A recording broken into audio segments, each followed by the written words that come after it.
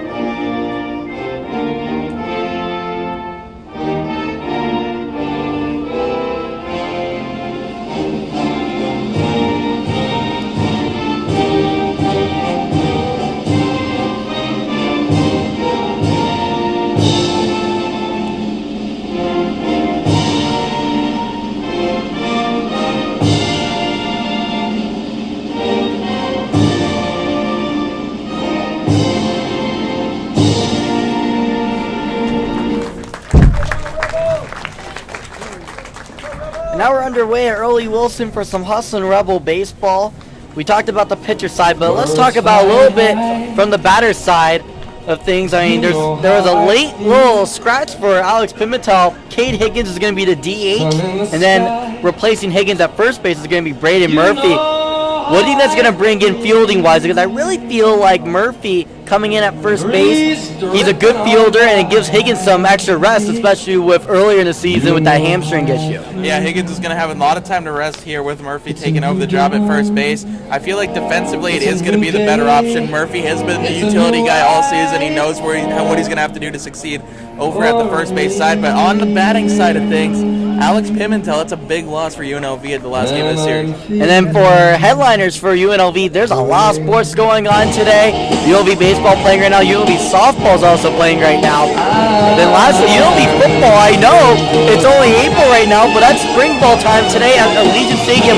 Right now, there's a practice scrimmage going on right now, a little controlled scrimmage with UNLV football. So a lot of headlines this week and a lot of headlines today for UNLV sports. Yeah, UNLV sports really drawing a lot of crowds here, especially at the Earl today. Early afternoon game on a Saturday has drew a lot of UNLV faithful out to see this game. Now we're going to get started with the starting lineups today for the University of Nevada Reno Wolfpack. Henry Stamicki is starting at leadoff at center field, then batting second.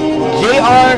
Freethy, the switch hitter second baseman. Batting third is Matt Clayton, the catcher, who's right-handed. Batting fourth is Jesse Pierce, the third baseman. Baseball o'clock in Las Vegas. The fifth batter in the lineup is Jackson Woodhouse, the first baseman. The sixth batter is Nolan Wilson, the right fielder, batting right-handed. The seventh batter is Billy Ham, the DH. That's a left-handed batter, throws right-handed. Batting eighth is Taylor Holder, the left fielder that bats right-handed. And batting ninth is Mason Parada, who's the shortstop and also bats right. As the first pitch is a strike on the outside corner to start things off with Stamecki up to bat, the center fielder. What did you see so far in game 1 and 2, Donovan, from Stamecki? So far, Stamecki's been really instrumental at getting on base in the first pitch there, or second pitch there. The at-bat's ripped into right center. He's been getting on base early and often. He's going to round to go to second. That ball is not going to get him in time. A double here for Stamecki to lead off the Wolfpack. And when we talk about versatility, like, both of us have play-by-play and color commentary experience, and that time you were kind of put into the spot there because action happened, you were talking, and you continued. You did a good job there on the play-by-play as the double was just hit by Stamecki. Now up is J.R. Freethy, batting 300 even entering today's game. First pitch by Simon is going to be just low, and it's going to be a 1-0 count here to Freethy, and already runners on base. A lot of scoring for at least one team each game. The other team not really scored as much. O's hit right up the middle. Myro's going to field it, throw it over to first, and retire Freethy, but not before moving Stamecki over to third base. So that's a good quality at bat right there is what I would call it. Yeah, Freethy does a great job moving that runner over the third base, sets up an RBI opportunity for Matt Clayton. But again, nice play by Myro to make sure he gets over to the middle of the infield, makes that play, instead of having runners at the corners with nobody out. Clayton's tied for the most home runs on Reno's team with 5. Also, Pierce has 5 as the first pitch is a liner over the head of Myro, and that will score Stamecki, and that will be a quick 1-0 lead for the Wolfpack.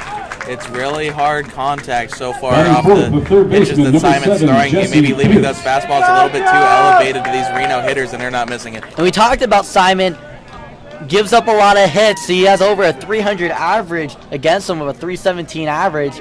Gives up a lot of hits, likes to put the ball on the ground. Now if a runner on first, this is when he wants to put the ball on the ground as the first pitch is a changeup, stays high. It was a dangerous one there, taken for a strike. Yeah, especially to a Pierce who so far in the season has 5 home runs for the Wolfpack. The next pitch comes through for a strike as well, so good job by Simon to get on top of Pierce early. 0-2 count here to Pearson, not looking high on the velocity ticker. He's got to have good control today, Simon. It's looking a little slow as the 0-2 pitch is thrown a little bit harder, but it hits the ground. You know, it's a 1-2 count to Jesse Pierce, who has a 286 average this season, tied with Matt Clayton with 5 home runs. And what's crazy, both of these teams have top home run hitters, top power hitters as catchers. As the 1-2 is a grounder over to Myro, but he's going to have to charge to it as he throws it over to first. Retires Jesse at first, but that will still move Clayton second. Yeah, Clayton moves to second base to get in the scoring position for Jackson Woodhouse, the power-hitting first baseman. But another nice job by Myro. Make sure he comes in on that ball. He picks it off the grass before it has a chance to take a bad hop on him on the dirt.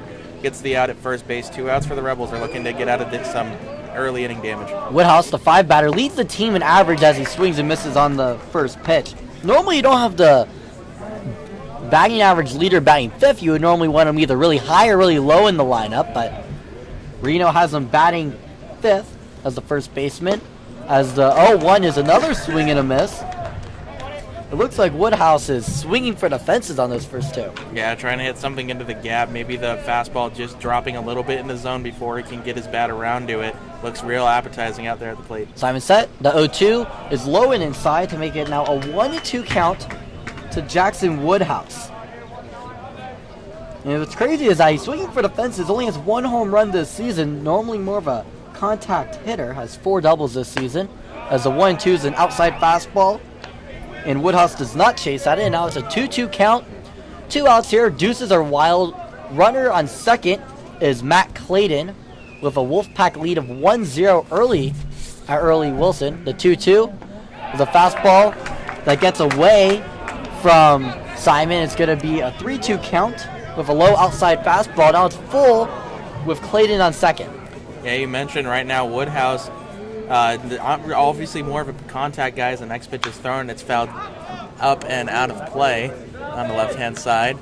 But he has 14 RBIs. He's trying to make that 15. If he can get something into the outfield grass, that would most likely bring home Clayton standing at second base. Yeah, Clayton, Woodhouse this season only has 20 games played, so that's kind of how the average kind of bumps up a little bit above everyone else. He hasn't had as many at-bats as everyone. This is the full count. Here comes the pitch. It's popped up, and Myro's calling for it. And he makes the catch. A little bit of distraction by the sun, but he's able to make the catch to make all 3 outs in the inning. And that'll send it to the bottom of the first inning. The Wolfpack have an early 1-0 lead. We'll be right back after Safe and Sound plays on the PA system. Smokin' Sam's, the concession sign. Make that the concession stand. We have $5 Bloody Marys, mimosas, and bellinis while supplies last. UNLV Baseball thanks Smokin' Sam's for their support of the program.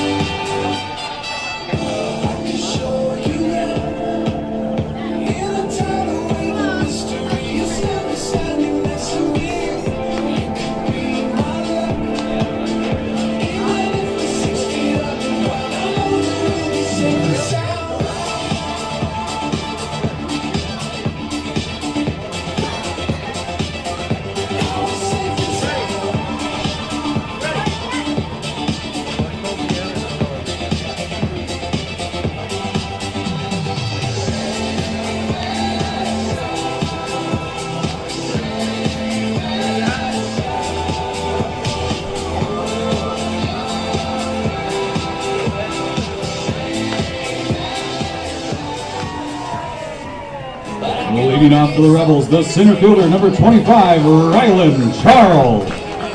Now up as leadoff, just like every single game this season, is Rylan Charles. Charles this season batting .216, slumping a little bit here early in the season, Donovan. Yeah, slumping a little bit early in the season. Charles just continues to hit a little bit too many fly balls here early on in the season. The first pitch is delivered, and it's something right back up the middle. And it's fielded by the shortstop, Harada, and thrown over to the first baseman, Woodhouse. And that will be batting second, the left fielder, number 47. That was a one and done there from Rylan Charles. And now up is Austin Krizik. Krizik this season, similar to Charles, started off hot and got a little bit slumpy with a .267 average. But we've been talking about he's starting to pick it up a little bit over the last couple games. Yeah, he's starting to find his groove just a little bit out there, making sure he's getting on base at least once or twice a game. As the first pitch by Doktorzik is high inside, called a ball. Now the 1-0. Doktorzik deals. So slider that cuts in for a strike, and now it's a 1-1 count to Austin Krizik. Yeah, just watching Doktorzik warm up, it seems like that off speed has a lot of sharp break to it, cutting back into the strike zone when it really looks like it's not appealing. The 1-1's a two-seamer that swung and missed by Krizik. Now it's a 1-2 count. Really like the movement on that. Yeah, I really like the movement on a lot of his pitches so far. Nothing's really flat out there on the mound. There's the 1-2. Doktorzik winds up, deals. It's a slider that slides away, and it's now a 2-2 count to Austin Krizik. One out here, no one on. Bottom of the first inning, Wolfpack have an early 1-0 lead. Doktorzik has his long windup, deals. It's a pop-up. It's going to be called off by the shortstop, Harada, and then he can't make the play. We noticed last inning that Myro had a lot of trouble tracking that ball on the pop-up right behind second base. It's pretty much the exact same pop-up. It goes in between the shortstop, Harada, and the second baseman, Freethy, and they kind of had a little bit of miscommunication on top of that with the sun. It causes that ball just to fall. An error by Harada on a fly ball that was obstructed by the sun puts Austin Krizik on first base with Jacob Sharp up to bat. Showing a lot of power this season with his 6 home runs. As the first pitch is fouled off to the right side, and it's going to go out of play to make an 0-1 count to Jacob Sharp. Yeah, Sharp's been the one you really have to look out for in this UNLV lineup. Batting third, has a lot of opportunities to drive in runs, and in this case, he wants to advance that runner from first, get him around into scoring position for the four. 0-1. Here comes the pitch. It's going to be a high slider. Can't really come down at all, and it's going to be a 1-1 count to Sharp with a runner on first. That's Austin Krizik. Doktorzik set. Goes to the plate, and it's going to be a swing and a foul ball caught by the catcher Clayton for strike 2. 1-2 count here to Jacob Sharp. But the runner on first is Austin Krizik. Doktorzik deals to the plate, and it's going to be a slider that slides away to make it a 2-2 count to Jacob Sharp. That slider's not staying in as much as he wants it to, starting it a little bit too far over the plate, pulling off of it. It's been a great job by Clayton behind the dish to make sure that nothing gets by him and advances Grizzly to second base. 2-2 count. Doktorzik deals to the plate, and Sharp's going to rip it off to the left field line. It's going to drop in for a single, and that will move the runners one base ahead. And it'll be runners on first and second with a Darian Williams coming up to bat 1 out. That's a good job by Gilder to make sure to get around and cut that ball off. That way Krizik cannot advance to third base, and if it holds, Sharp to a single, but a nice job keeping his hands inside that fastball and driving it down the left field line. Now up is a Darian Williams banging .288 this season. 7 doubles, 13 RBIs, got 1 over the fence so far this season, and now he has some opportunity to bring in some more RBIs from his 13 that he's already brought in this season. First pitch to Williams is going to be popped up out of play. Going to probably hit the canopy, and it does. One thing to note about a Darian Williams so far in this series, especially in Friday's game, having a lot of trouble hitting that slider, especially when it's on the outer part of the plate, having a hard time staying back on it. Now the 0-1, Doktorzik deals to the plate. It's going to be a fastball that clips outside corner for strike 2. Darian Williams does not like the call. It was very close to the outside corner. Yeah, he's found himself in a lot of 0-2 counts here in this season, at least in the last couple of series. Doktorzik on the 0-2. Deals a slider, a swing, and a miss by Darian Williams. Really sharp late movement there by Doktorzik. The designated hitter number 14, Cade Higgins. Once Williams finds himself in that 0-2 count, you know the slider's going to be coming, and he honestly looked late on that one. Yeah, he did. He looked like he swung like it was almost like going to be a changeup, and it kind of slid away from where he was swinging from. But right now, up is Cade Higgins. Hit a home run on Friday, and Donovan Hicks told me it looked like it went to outer space. Went straight up as the first pitch is taken outside for a ball. Did a great job keeping his hands inside and driving it out to right field. It was just went really, really high, and it ended up carrying out of the ballpark, even though it was really light winds on Friday night, or Thursday evening. Oh yeah, it was on Thursday. I even mixed up the days. The 1-0 count is a fastball that's right down the middle called a strike, but you almost think of like, 2 days ago, that's on Friday, but because of the Easter Sunday schedule, it was technically on Thursday. Yeah, we're so used to these series being Friday, Saturday, Sunday, it just kind of throws you off. Now the 1-1 count to Higgins. Doktorzik deals to the plate. It's going to be a fastball just outside, and that'll get Darian Williams shaking up a little bit because that was like almost the same exact pitch that was called a strike on him but the only difference is that Williams is the right-handed batter and Higgins is the left-handed batter. Yeah, you kind of notice a difference in strike zones, especially if these college umpires between righty or left-handed batter. The 2-1 is fouled off, And now it's going to be a 2-2 count to Cade Higgins.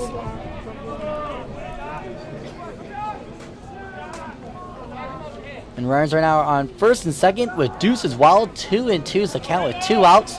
The runner on first is Jacob Sharp. The runner on second is Austin Krizik. Here's a 2-2 count. Doktorzik deals. Is going to be another foul ball by Cade Higgins to stay in it. That was a tough pitch to hit right there with the low inside slider. Yeah, just in protect mode, just kind of choking up on that bat. Wants to put anything in play that he possibly can, and wants to make sure his hands get to any pitch that may be just real too close to the strike zone. Doktorzik on the 2-2 deals. It's going to be a swing and a miss by Cade Higgins, and Doktorzik gets out of the first inning unscathed after 2 runners got on base, one by an error and one by a sharp hit by Jacob Sharp. And we're going to head to the second inning with the score 1-0. The Nevada Wolfpack have an early lead. We'll be right back after the PA. All right there on your TV. The Sports app is part of the new Contour from Cox. Hurry to a Cox Solutions store or visit cox.com/contour to learn more.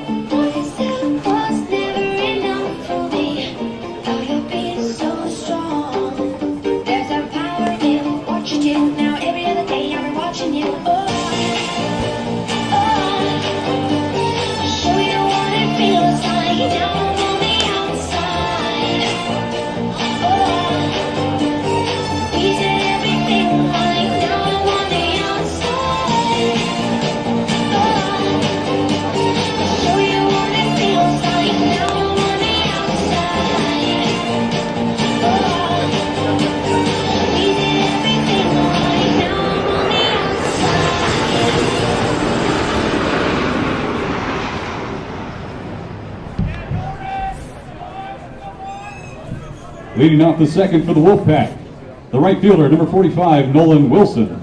Now up is Nolan Wilson. So our season has a .290 batting average, 2 home runs, and 10 doubles. Like I said, he's tied with, right now, Matt Clayton with the most extra base hits for the team, and he takes strike 1 on a low and outside fastball called on the corner. Yeah, Wilson so far in this series, he's been another guy that just likes to get on base wherever way he can. The second pitch is taken outside for a ball, fastball. 1-1 count here to Wallace, to Wilson.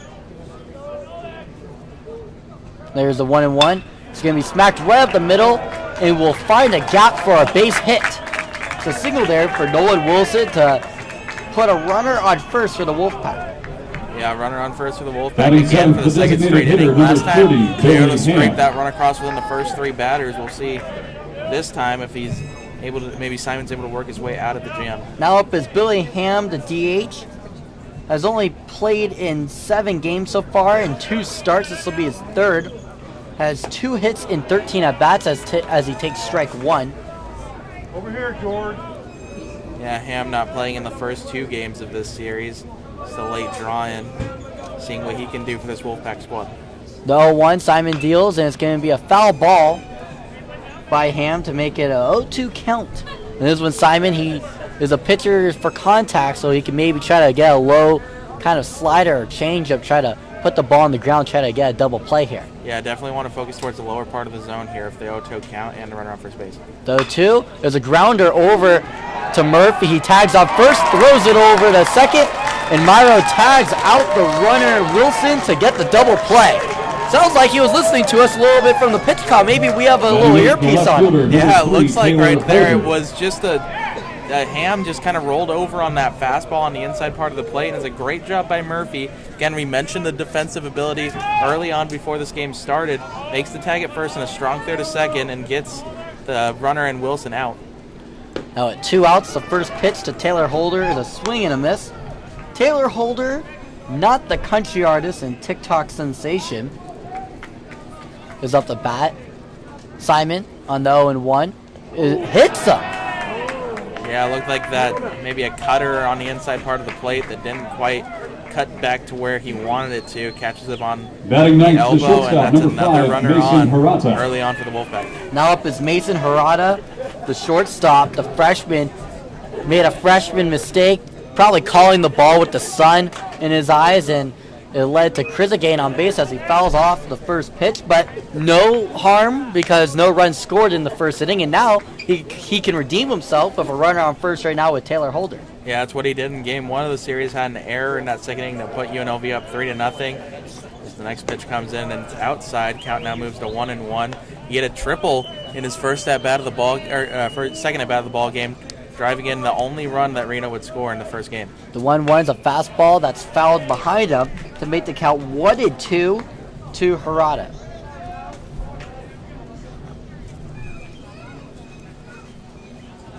One-two count here to Harada. Runner on first is Holder.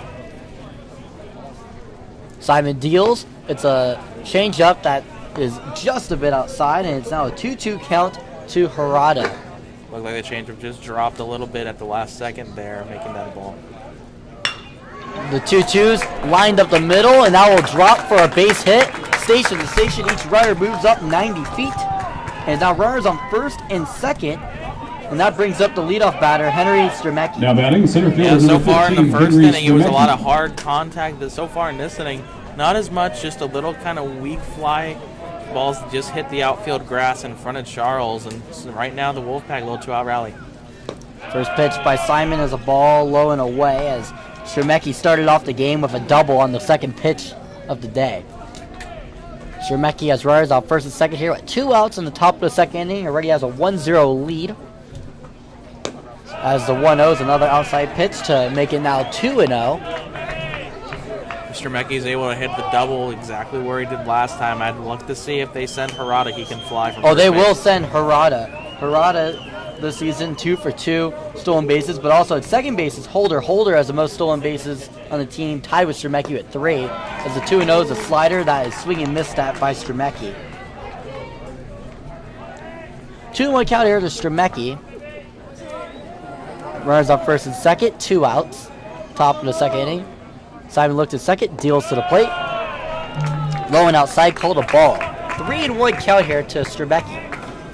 Simon, maybe the nerves getting a little bit to him here early on in this game with 2 runners on, finding himself in a bit of a situation. 3-1 count. A changeup that swung and fouled off by Stremecki. And now it's a full count here with 2 outs, runners on first and second. There's a really who could keep their cool moment with Simon pitching and Stremecki batting.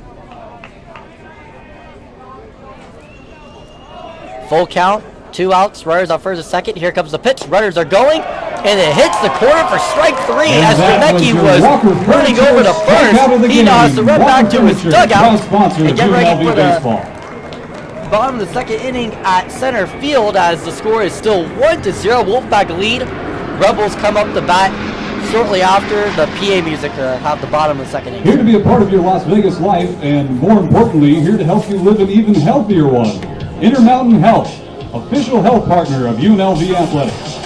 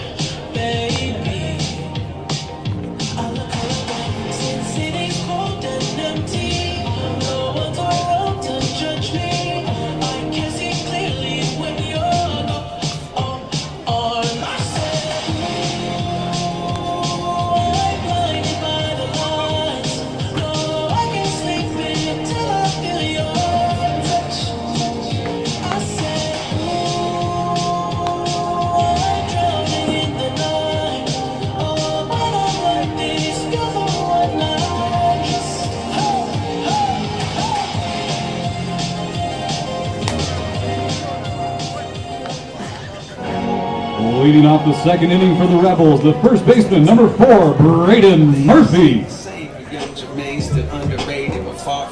Welcome back to the bottom of the second inning here. Hustlin Rebels getting their second chance at the dish. Leading off is Braden Murphy. Due up in the inning is Murphy, Paul Myro, and Santino Pinaro. There's the first pitch to Murphy. It's going to be a fastball just outside, called a ball. Last two at-bats for the Hustlin Rebels were strikeouts by Darren Williams and Cade Higgins. And now up is Murphy. Murphy's 1-0 is low and away, called a ball. Now it's a 2-0 count to Braden Murphy. Yeah, we talked about Doktorzik being a strikeout pitcher so far in the first inning. Records 2 out of the 3 outs via the punch-out. Now the 2-0, Doktorzik deals.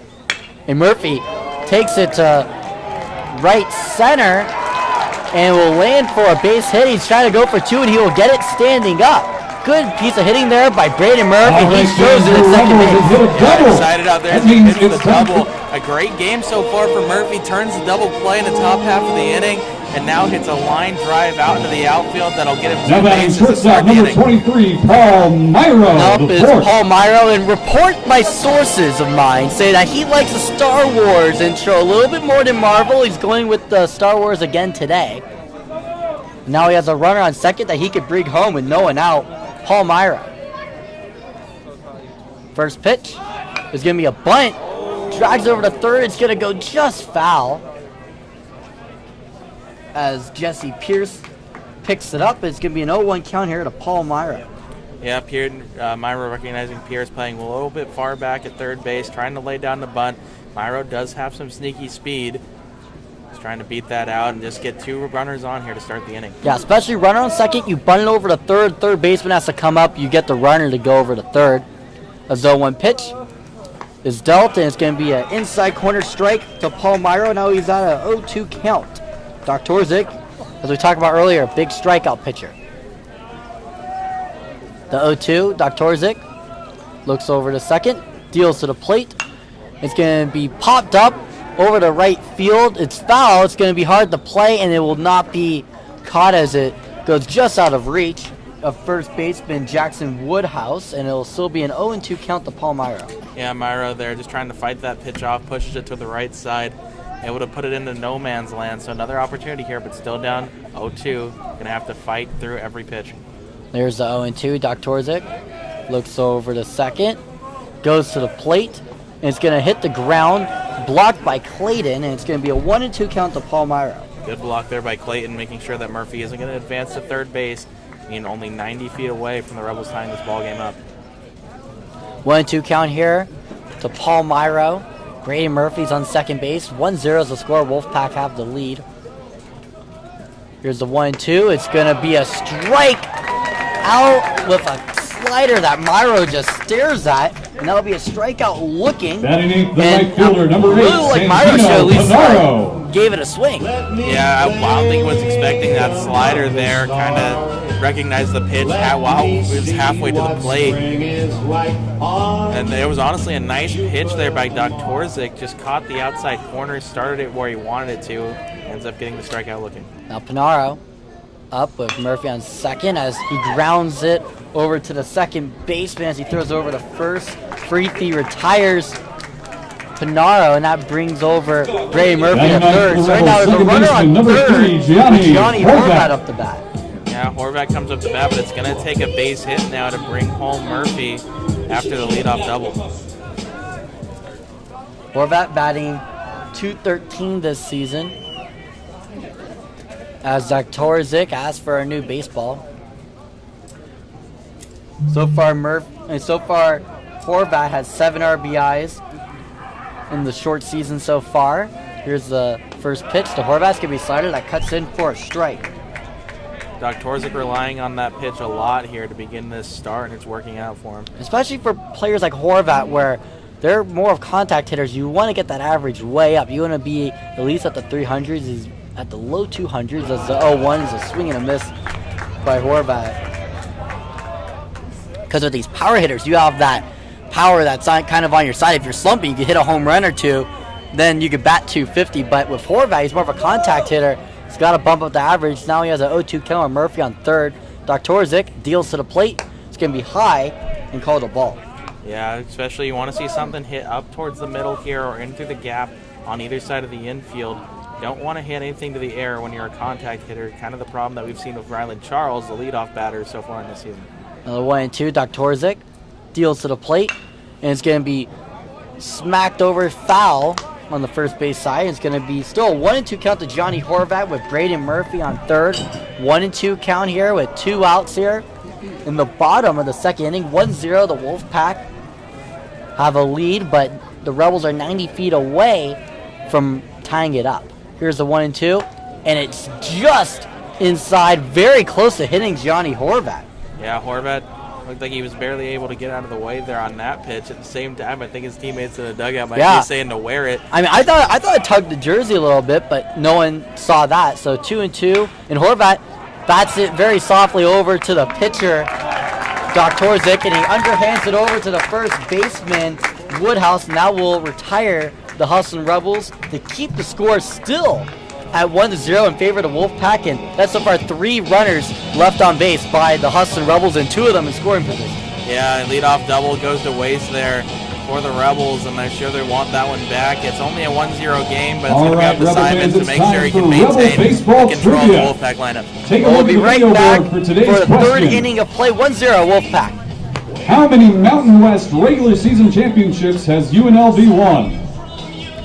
If you think you know the answer, head over to the marketing table and submit your answer. One lucky fan with the correct answer will be picked as today's winner. Good luck.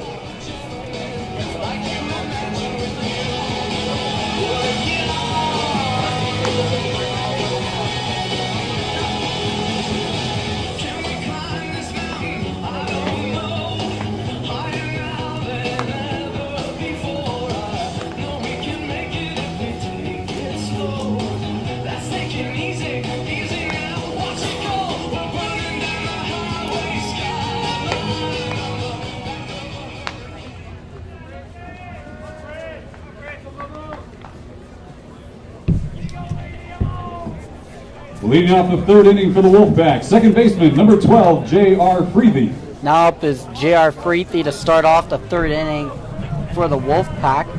Last inning, he grounded off to Myro, but it brought over Stremecki over to third base, and that's what brought in the run later in the inning as the first pitch is taken for a strike. Yeah, Freethy here just wants to shoot something into the outfield grass or in between the gaps, as that one's lined out foul to move the count to 0-2. Wants to be able to get on base here, especially if the 3-4 batter's coming up after him. 0-2 count here to Freethy as Simon set. He deals. It's going to be popped up. Going to be on the third base side. Going to be a tough play for Darian Williams, but he's able to make it on the foul ground to record the first out. Nice play there by Williams, fighting the sun, able to run out into the no man's land area because he was playing a little bit further back from third base. Makes a nice catch, and that's one out here to begin the third inning. Now up is Matt Clayton. Clayton, last time he came up, got an RBI single, bringing home Stremecki. Simon deals the first pitch, and it hits Clayton right at the Evo shield, and he's very lucky to have one of those. Yeah, especially as the catcher spot, you don't want to see any hit by a now pitch causing an injury. Number 7, Jesse Such an Pierce. important position, so he will take first base, and that will bring up the 4 spot hitter, Jason Pierce. Pierce last time grounded out to Myro. Myro's recorded every out in the first inning. So everything went to Myro, 2 ground outs and 1 pop fly. As the first pitch hits Pierce. And that's 2 hit by pitches on 2 pitches. Now Sharp is having a mound visit, and also looks like next up for the Wolfpack, first baseman, there's going to be a coach's mound visit Woodhouse. as well. But 2 hit by pitches on 2 pitches, that's unacceptable there at any level, even Little League. Yeah, it looks like there he just kind of lost control of those pitches. Obviously not on purpose, but interesting to see after getting the first out of the inning, you come back with 2 hit by a pitch. It just hurts the defense morality kind of wise. I mean, but also, isn't there a little intimidation factor when you're the third batter up? Like, oh my goodness, this pitcher already hit 3 batters today. He's hit so far 2 of the last 5 batters, and the last 2 pitches hit batters. So I mean, maybe he just didn't want to face the power hitters. I mean, the 2 guys with 5 home runs apiece don't even get to see a pitch over the heart of the plate. not even over the heart of the plate, it was over the heart of their batter's box as it hit them both. This is going to be an interesting conversation. It doesn't look like the umpire's even stopping it. I think the umpire's listening in, going like, all right, are you not going to hit any more batters? Probably saying he's going to have to throw him out if he keeps hitting them. Exactly.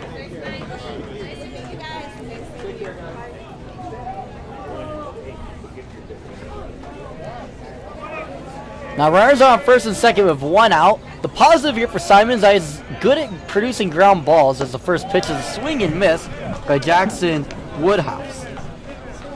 Good job there. They made that mound visit did work a little bit as the first pitch was a nice one from Simon, getting out to an early 0-1 count. The 0-1. Runners on first and second. It's going to be a pickup attempt to first, and he throws it wild. Runners are advancing, and each runner advances 90 feet.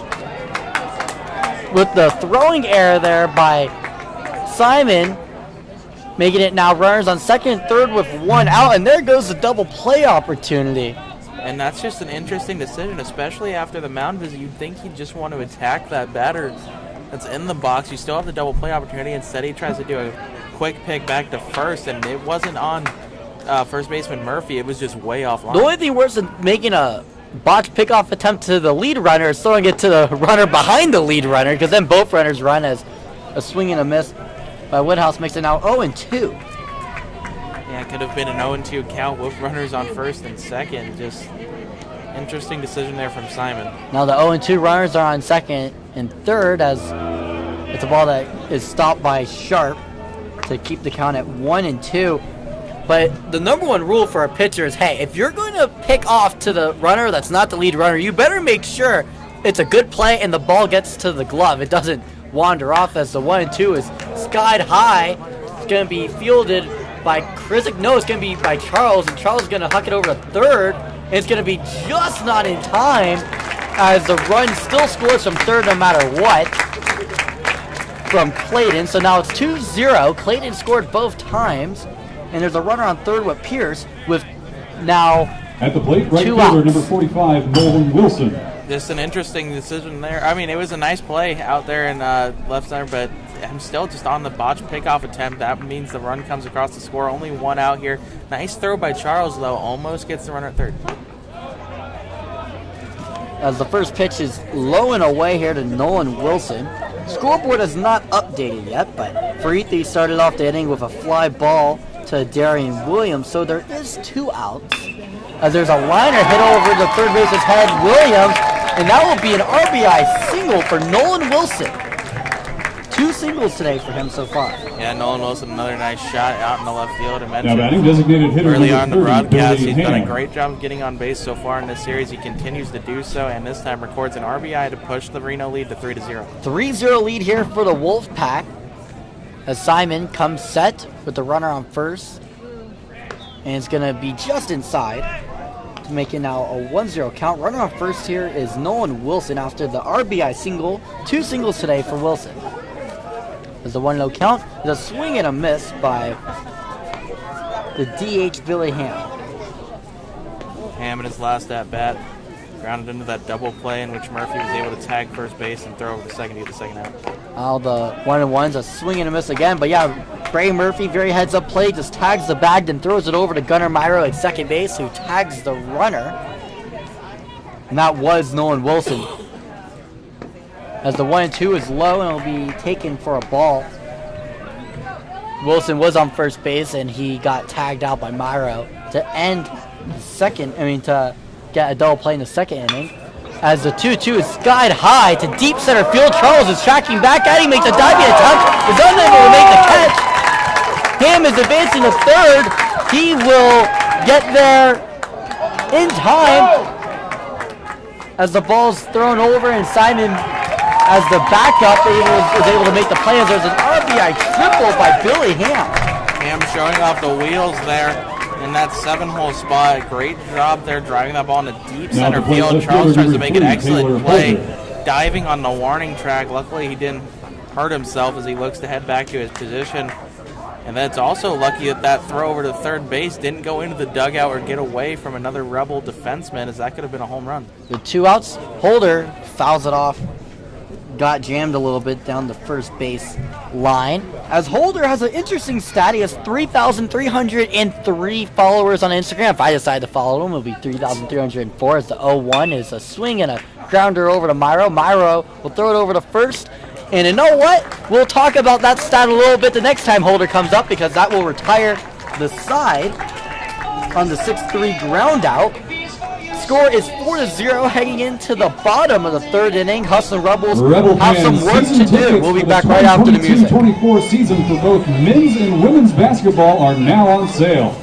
Be sure to renew yours today or get new season tickets starting at just $115 for your Runnin' Rebels and $75 for your Lady Rebels. For more info, visit UNLVtickets.com.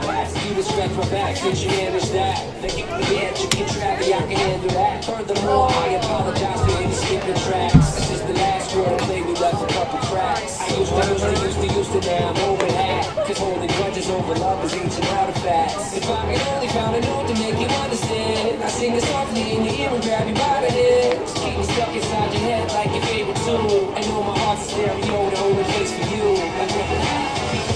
My heart's a stereo, it beats for you, so listen close.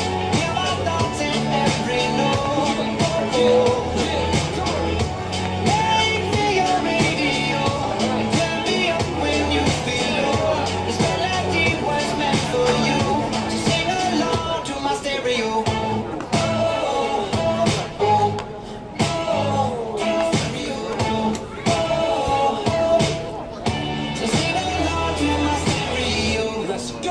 If I was an old school 50-pound boombox, would you hold me on your shoulder wherever you walk?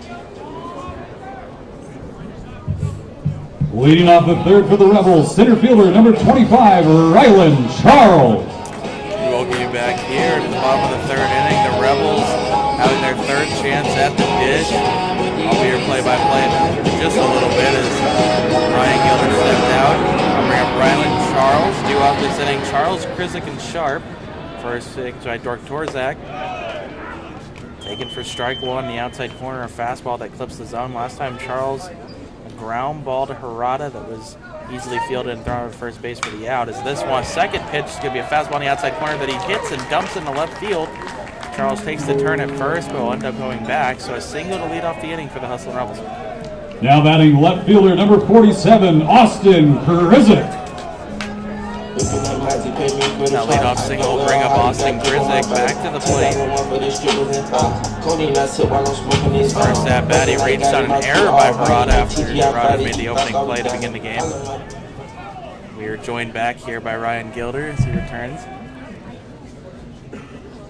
There's the first pitch to Austin Krizik. It's going to be a slider that's going to be called a strike, hit the outside corner plate. And give me a little update. Well, I was gone for, what, a minute? And a lot of action happened. So second pitch update me a little bit. Second pitch to Rylan Charles was dumped into left field on just a low hit liner. So he got on for a single that brought up Austin Krizik. The next pitch is swung on and missed, moving the count to 0-2 to Austin Krizik. 0-2 count here for Austin Krizik. Right on first is Ryan Charles after Donovan Hicks did a beautiful job broadcasting him getting a single up left field. As the 0-2 count. It's going to be a fastball swing and a miss by Austin Krizik. And now he is 0 for 2 Next in the up, day. catcher number 5, Jacob Sharp. Now up is Jacob Sharp. Sharp so far 1-0 with a single to left field with a sharp liner. Sharp liner indeed is Sharp again, looking to maybe have the same outcome. Charles would most likely advance to third base as the Rebels try and climb back into this game down 4-0 on the bottom of third. First pitch to Sharp is a slider. Called a strike, and that strike on the outside corner with that slider is being called a strike almost every single time. It's also a good job by Clayton there, making sure he's framing that pitch nicely on the outside corner. Maybe it breaks a little bit too much. Either way, it's getting called as the back pick over to first base to check on Charles is not in time.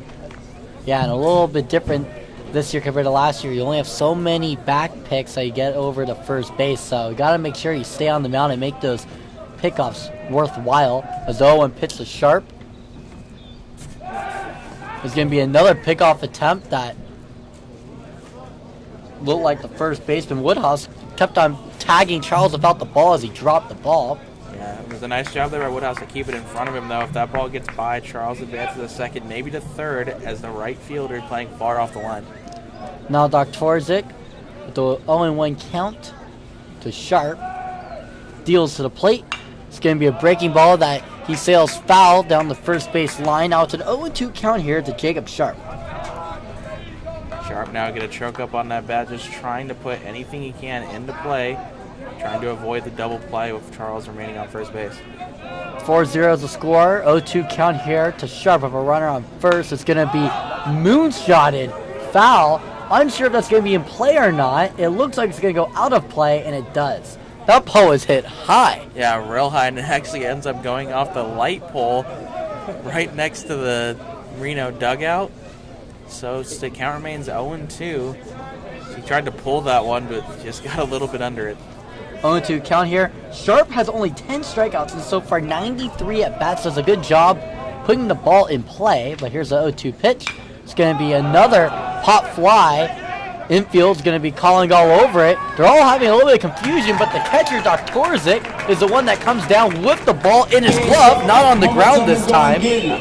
Sun did not play as much of the factor. I think you know what I'm going to say there. Home run the elevator shaft, came right out to the pitcher's mound, but again, we saw the error by Harada earlier on in the game in a very similar situation, lack of communication right behind second base, but a nice job by Woodhouse to come over, take command, and catch over on pitcher's mound. Now 2 outs here in the bottom of the third inning. Runner on first here is Rylan Charles. Got on as Jerry Mills hits a little blooper that will just drop in front of the center fielder, Stremecki. He's a fast runner, but he was unable to make that play.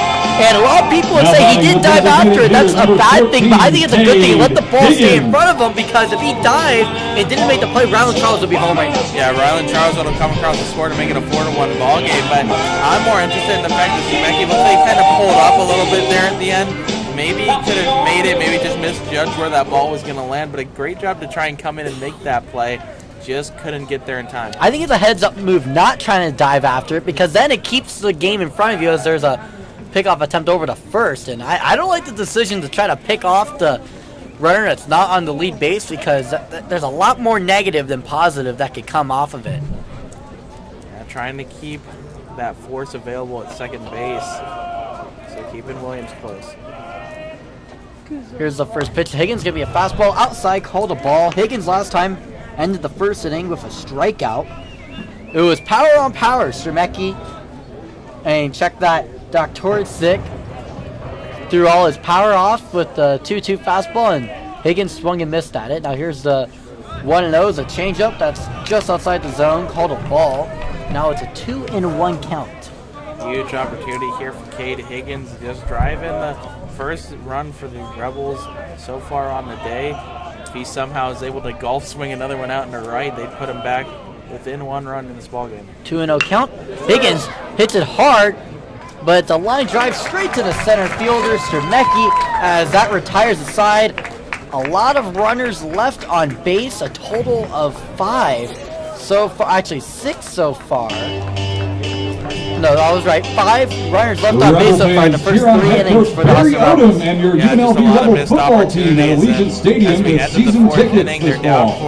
Season tickets are for all 6 home games, including the non-conference showdown against We'll be right back. and the At the ninth top of the showdown 4th inning, against we'll Milwaukee. be right back. Visit UNLVtickets.com. It looks like a new pitcher on the mound. We'll let you know right after the PA song.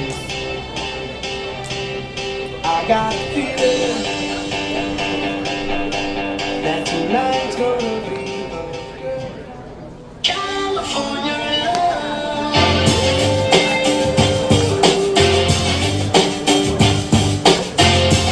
Ladies and gentlemen, your attention please. Now on the mound for the Rebels, number 19, Joey Acosta.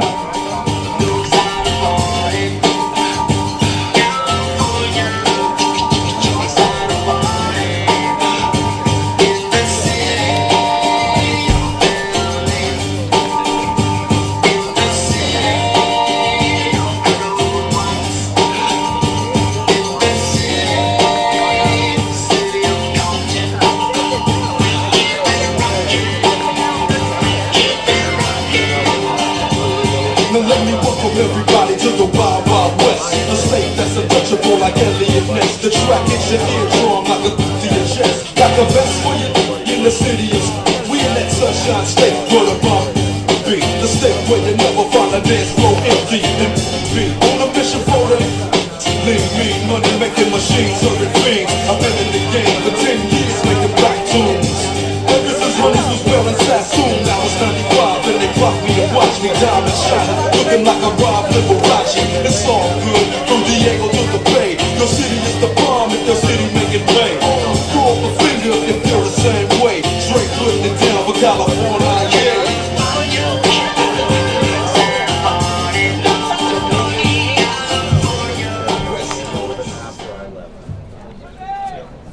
Leading off the fourth for the Wolfpack, shortstop number 5, Mason Hirata. Now leading off for the fourth inning is Mason Hirata for the Wolfpack. New pitchers Joey Acosta for the Hustlin Rebels. Had a couple starts, came in a little bit from relief. Now here's the first pitch to Hirata. It's going to be a fastball that's called a strike. And that was the one thing that was hard for Acosta in his last starting appearance, which was against Fresno State, was finding the strike zone. Yeah, finding the strike zone, kind of a little bit of a difficult thing in his last two starts. He kind of got downgraded into this reliever role from those opening starting spots in these 3-game series. So we're going to see if he's able to control this UNR lineup. He's already put up 4 runs.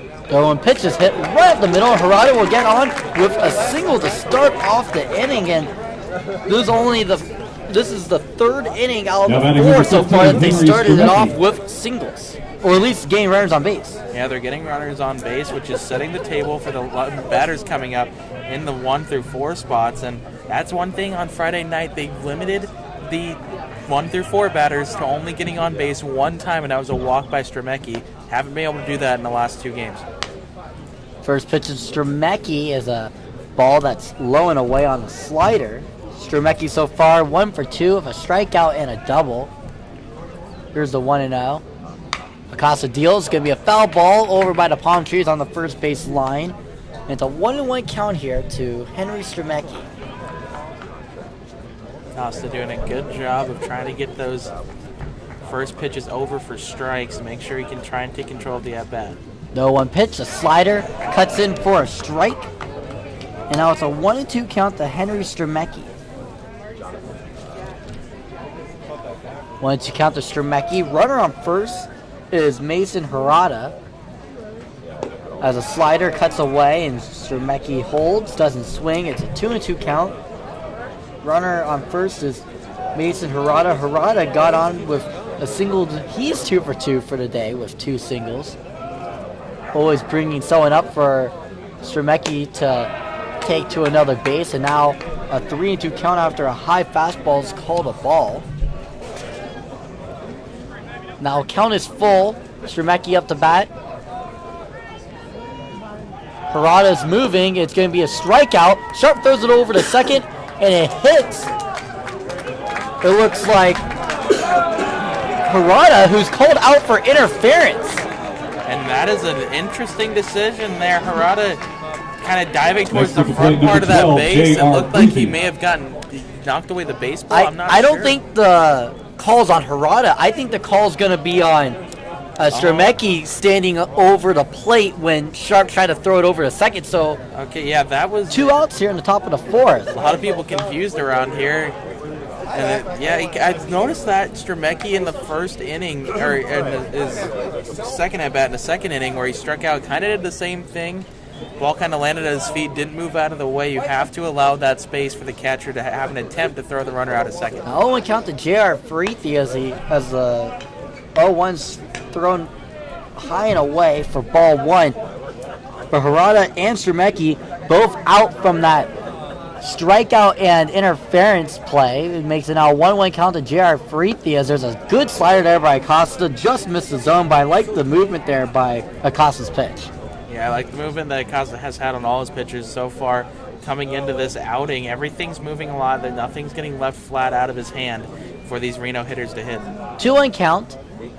Here are 2 outs in the top of the 4th. There's a slider that is given to him as a strike. I thought that was a couple inches off the plate, and now it's a 2-2 count to Freethy. Expect something off speed here to throw off the timing of Freethy. Casa deals. It's a fastball away. Called a ball.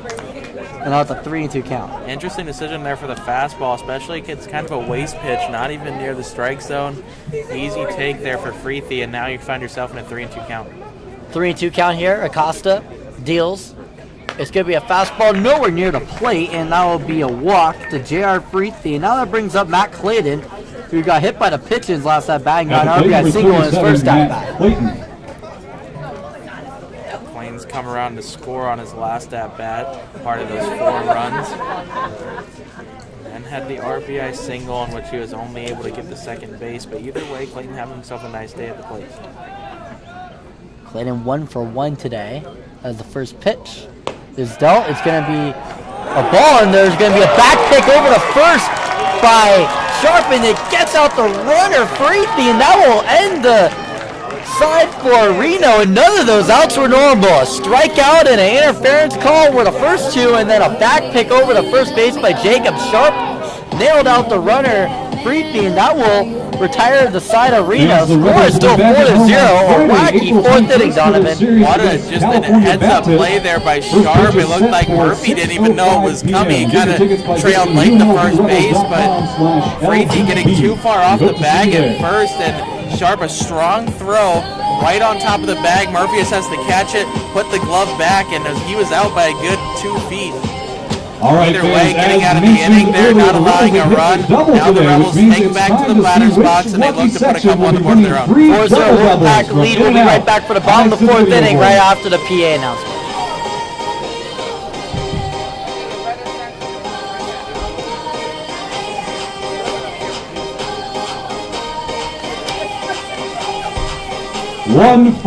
Section 114 has won 3 double-doubles from In-N-Out.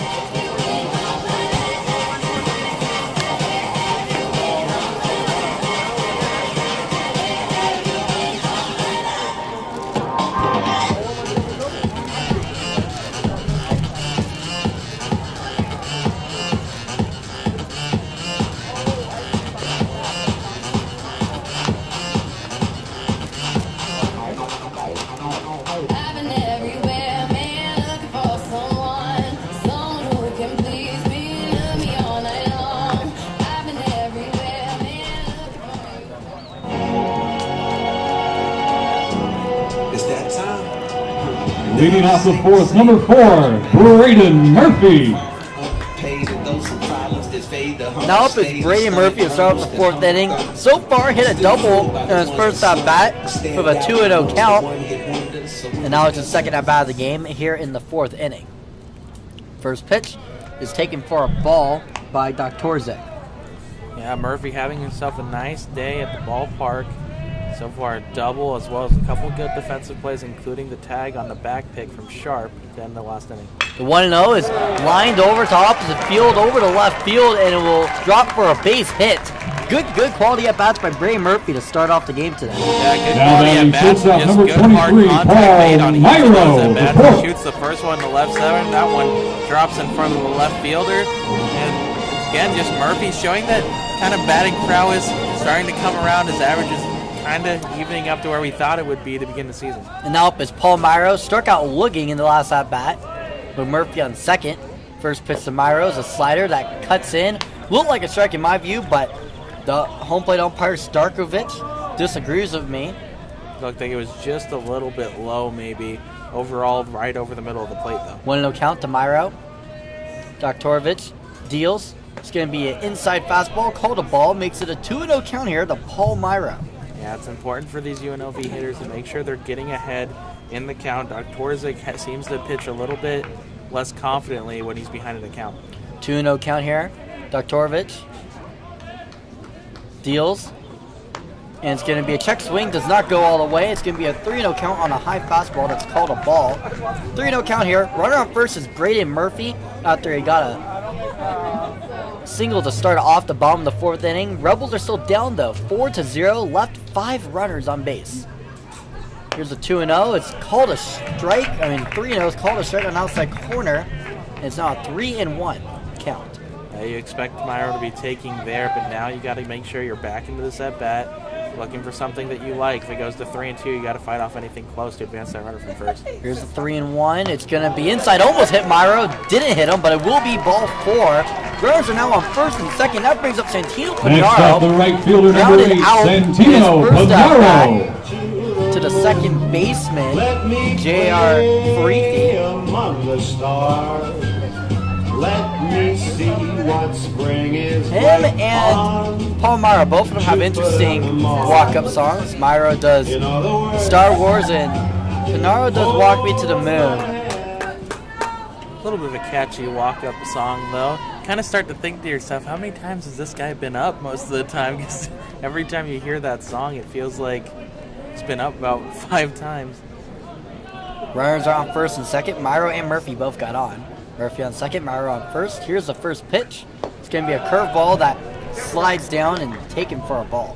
They're starting to realize here, Doktorzik feeling a little bit uncomfortable here. Nobody out, runners on first and second. You want to avoid the double play ball here. A real good opportunity to scratch a couple runs across the board for the Rebels. Runners on first and second. Doktorovich deals. It's going to be a swing and a miss by Santino Panaro. Now it's a 1-1 count.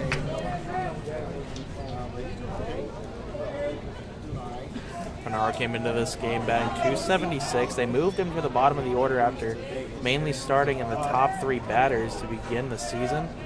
Kind of has been thriving down here. 1-1 count. A bunt was almost attempted, but he held back. Taken for a ball. Now it's a 2-1 count. Ball was close to the strike zone. Was waiting for a call by the umpire, but a little like Jason Starkovich just laid it off, and now it's a 2-1 count here for Santino Panaro. Runners on first and second, down by 4. The 2-1's taken from a fastball that flips the plate, and now it's a 3-1 count to Santino Panaro. Yeah, it looked like on that bunt attempt that ball almost was a strike. Yeah, it looked really close. But it looked like maybe just because he showed the bunt, umpire maybe lost track of where the pitch actually was or where the plate was. But finding himself in a 3-1 count here. 3-1's ripped over to right field. It's going to be a line drive that's caught by the right fielder there, Nolan Wilson. And that'll record the first out. Now batting second baseman, number 3, You can't Gianni complain about that Horvath. if you're the Rebels. He swings at a pitch right over the heart of the plate, rips it into right field, just hit too hard right at somebody. Baseball's a funny game. Sometimes those little bloop shots you'll get on, other times you'll hit with a ball that you never think you'll hit anything harder. You come away walking back to the dugout, but that will bring up Gianni Horvath in 9th spot. Horvath 0 for 1 today with a ground ball to the pitcher, Doktorovich. First pitch is an inside fastball taken for a ball. It's now 1-0 count to Gianni Horvath. It's important here for Horvath just to try and advance these runners. We had 2 innings now in this ball game where the Rebels have found themselves runners in scoring position. Again, like you said, leaving 5 runners on base so far in this game. 1-0 count. Gianni Horvath swings and misses a slider that hit the ground. Now it's a 1-1 count to Gianni Horvath. Doktorzik's done a great job with damage control in this game. Had so far 7 runners on base. 0 of them have scored. 1-1 count. Doktorzik deals to the plate. And Horvath lines it over the third base line foul. It's now a 1-2 count to Gianni Horvath. Horvath finding himself in a 1-2 count this time. Last at bat found himself in an 0-2 count. So fighting from behind in these at bats, late in the order of runners in scoring position, you want to try and advance them. 1-2 count here. Runners on first and second. Murphy on second. Panaro on first. There's a check swing that Horvath goes on that strikes him out. And now that will be 2 outs here. In the bottom of the 4th, they bring up Rylan Charles. With Ray and Murphy on second, Paul Myro on first. And there's a mound visit right now. Might be a pitching change. Not sure, not looking like anything towards the bullpen. Anybody's coming out. It might just be a quick little discussion, maybe giving him one more batter. Yeah, it might be a little discussion about what they're going to do to attack Rylan Charles. Charles so far 1 for 2 today. Grounder over to the shortstop Parada was recorded the first out. Then the second at bat got a single while I was out of commission for one batter. And again, Gianni Horvat, we just talked about striking out there. His lows kind of continued to begin the season. The batter's box came into this game batting .213. Now it's been 2 opportunities, runners in scoring position for him, both coming up empty. So now it's up to Rylan Charles to try and bring these runners home. Again, we start off nobody out, runners first and second. Now 2 outs as Ryan Charles steps into the batter's box. Birds on first and second here. As Doktorzik throws the first pitch, low and away for ball 1. This has to be the only game I've seen where players have had 3 at-bats in 4 innings and have yet to scratch a runner. I agree. There's a lot of runners left on base. 7 so far that have been left. 1-0 count. Doktorzik deals. Charles hits right up the middle. It's going to be a play at the plate here for Stremecki. Stremecki throws it to the plate. It's going to be not in time. Now bringing in the first run as Barry Murphy slides home safely. That's exactly the hit we're looking for. See from Charles. The last 2 at-bats done a great job of just putting the ball where it's placed. And he's able to drive in the first run of the ballgame. Ray Murphy got on twice. Finally, it cashes in with a Rebels run. Runners are now on first and third. Runners are at the corners. Myro's on third. Rylan Charles is on first. Do you expect any movement here with Charles on first, trying to get the second? Because Charles is a fast runner so far this season, has 4 stolen bases. If he gives it to him, and that means the second baseman starts out playing way off the back like they currently are, he could. But you also don't want to make that out at second base when you have Krizik up with an opportunity to drive in another run. First pitch taken for a ball, low and away on a slider. But you could also go maybe a little hit and run action, runner on first. You send the runner and let Krizik smack the ball. 1-0 count here. Krizik takes a slider that lands in the strike zone, makes it a 1-1 count. I would say that would be a viable option, but with 2 outs here, you don't want to see Krizik kind of dribble one to any one of the infielders and end the inning. 1-1 count here. Pitcher deals, going to be a fly ball over to right field. If it's fair, it might be gone, and it's just foul. Just foul. Looking by Krizik there. He's normally known as a pull hitter. That one, a fastball on the outside part of the plate, got his hands to it and drilled it out to right field about 5 feet outside the foul pole, or this game was about to be tied. It didn't even look like it was hit that hard. It was just at the shorter part of the fence. It was 335 on right near the foul pole and almost went over. 1-2 count here to Krizik. Doktorzik deals, and it's going to be another foul ball by Krizik, but not that far. Runners still at the corners here for the Hustlin Rebels. 1-2 count here to Krizik. Doktorzik set with the 1-2 count. Deals and almost hit as Charles is moving to second, and no one even went to the bag. It was just a freakish play. Krizik took the ball that almost hit him to the face. I don't know if Charles was like lightly jogging over the second too. It wasn't like he was ready full speed. A wacky play makes it now runners at second and third with 2 outs. A 2-2 count. Deuces are wild. Here's the pitch. It's going to be a swing and a miss by Krizik. And all doesn't matter about the wacky play. And that will end the 4th inning. But the Rebels finally get on board, but not enough to cut too much into the deficit. Score is still 4-1. Wolfpack have the lead. We'll be right back for the top of the 5th inning right after the PA music. Is the team behind the teams, generating critical resources to support all UNLV student athletes.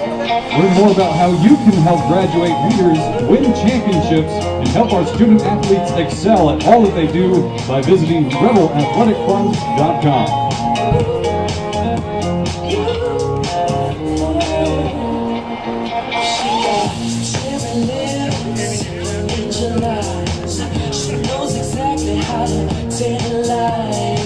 She's out to get you, danger by design. Cool little bitch, she don't compromise. She's optimistic, girl, call her lies. So positive, but take my advice.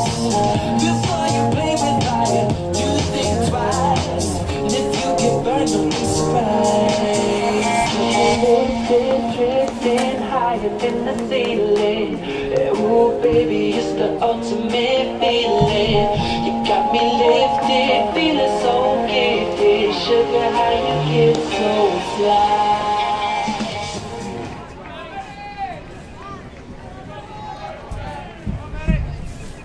Leading off the fifth for the Wolfpack, the catcher number 37, Matt Clayton. Now we're right back with Matt Clayton, who had a short-lived at-bat in the last inning because there was a back pick from Sharp that picked off J.R. Freeney at first base. So now Clayton's now up with a fresh new count as the first pitch is taken for a ball just outside on the slider by Joey Acosta. Just outside on the slider, but again, maybe for Clayton, just an opportunity here for, again, the Reno Wolfpack to get on board and a runner on early. One of those taken for a ball low and outside. Now it's a 2-0 count to Matt Clayton. Has a 1-1. He's 1 for 1 today with his at-bats. Got a single that was an RBI and then got hit by the pitch in his last at-bat. Now the 2-0 is another ball low and away. It's a 3-0 count now to Matt Clayton. Acosta struggling to find the zone here early on in the second inning of work. Nothing really close so far. 3-0 count, and Acosta deals. It's going to be a strike. It looks like, yes, it is. The home plate umpire took a couple seconds to call it a strike. It looked like it was right down the middle, Donovan. Yeah, if that one wasn't called a strike, I wouldn't have known what to say. Just right over the heart of the plate, and he gave a little bit of a late sign. Either way, still a 3-1 count. 3-1 count.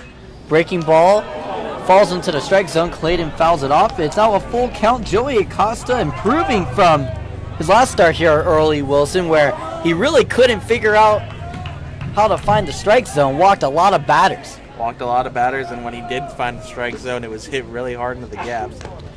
And the full count is another hit by pitch to Clayton, and Clayton now, that one didn't really look, it hurt very much. It was a breaking ball that lightly tapped him, but Next up, two hit by number 7 pitches. is Jesse Pierce. And up is Jesse Pierce, who on the pitch after Clayton's, and his last at bat in the third inning was another hit by pitch by Sam Simon. Let's see what happens this time. Acosta deals to the plate. It's going to be a pop fly. Looks like it's going to land in fair territory, but it's going to be very tough to find there by Pinar, but he makes the catch to record the first out of the fifth inning. Yeah, and I don't even know if I would call that a pop out to right field or a fly out to right field. That thing Now was batting just number a 19, little bit Jackson off to the Woodhouse. side of the foul line, and I think that Pierce is probably going to want to have that at bat back. Fastball on the inside part of the plate, tried to fight it off and just didn't get on top of it. And up is Jackson Woodhouse, 0 for 2 today, 2 fly balls. Here's the first pitch from Acosta. It's going to be a slide. It's going to be a curveball that cuts into the zone, called a strike. Good job from Acosta here to get in front of the batter. First time he's done that in this inning besides the first pitch out to Pierce. The next one's taken low for a ball as well. 1-1 count here. Runner on first base is Matt Clayton after getting hit by the pitch for the second time today. 1-1 count, 1 out. 4-1's the score in favor of the Wolfpack here in the top of the fifth inning. Now here's the 1-1 pitch. Going to be a breaking ball just outside, taken for a ball. The umpire's been really lenient on that outside pitch. You almost think almost every breaking ball that cuts in late is called a strike. Yeah, anything to these left-handed batters on the outside of our play hasn't really been called. The next pitch is also outside, called a ball too. Not really in agreement are the UNLV fans here at early. Wilson as the count now moves to 3-1. And the pitches are outside. I mean, it's close, but it's outside. I mean, close but no cigar is how I would like to call it. It's a 3-1 count here. Acosta deals. That one's going to be a ground ball just out of reach for Bray Murphy. And that will be a single. Clayton's going to run over to third. He'll get there safely standing up. And now runners are at the corners with 1 out. It's a nice job by Woodhouse to put that ball in play, and it just kind of chops over towards the right side of the infield, gets over the glove of Murphy, but kind of just, boy, the the second baseman was playing. It's a little bit closer was Horf at the second base than he maybe should have been. Yeah, Donovan's already in playoff hockey mode for the local Golden Knights. That's his. That's your team, right? Yes, Golden Knights currently up 1-0 on the Dallas Stars. Oh, of course if you are a you hockey know. fan. Runners at the corners here. Now up is Nolan Wilson as he takes the first pitch strike. Wilson, 2 for 2 with 2 singles, got an RBI in the third inning, bringing home Clayton from second base. 0-1 count here. Runners at the corners. Acosta deals, gonna be hit hard over the right field. Pinaro's back at the warning track. He's able to track down the ball at the warning track and record the out, but that will still be a sacrifice fly as Clayton is able to jog on home to score the 5th run for the Wolfpack. Wolfpack once again finding their way onto the scoreboard. That's 3 innings now where they've been able to get themselves on the board, now leading 5-1, bringing up Billy Ham, who had the triple in his last at-bat. He does it again here. That's another run. As the first pitch is a strike, and it's pretty hard to get 2 triples in a game. As Ham got his first triple of the season, 2nd extra base hit of the season also. Now here's the 0-1 count. Ham smacks it over to left field. It's going deep. At the wall is Krizik. He's able to make the catch.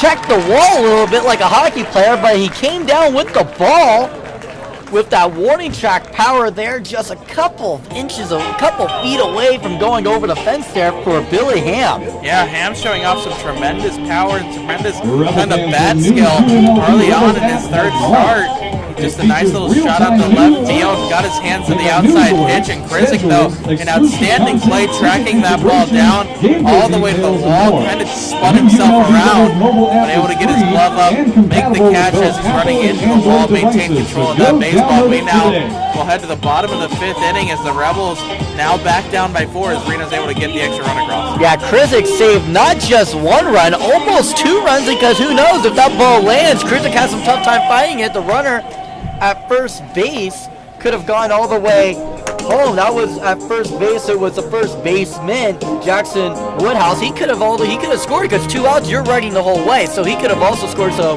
possibly 2 runs saved there by Austin Krizik. And now scores 5-1 going into the bottom of the 5th inning. We'll be right back just after the song.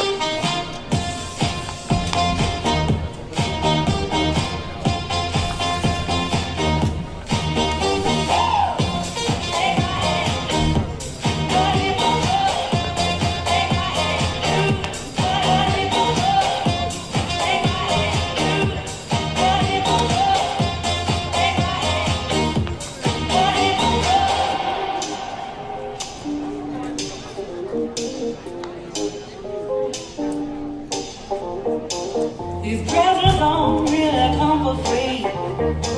Your paycheck don't mean that much to me. Just take my hand and hold me. Leading off the 5th for the Rebels, number 5, Jacob Sharp.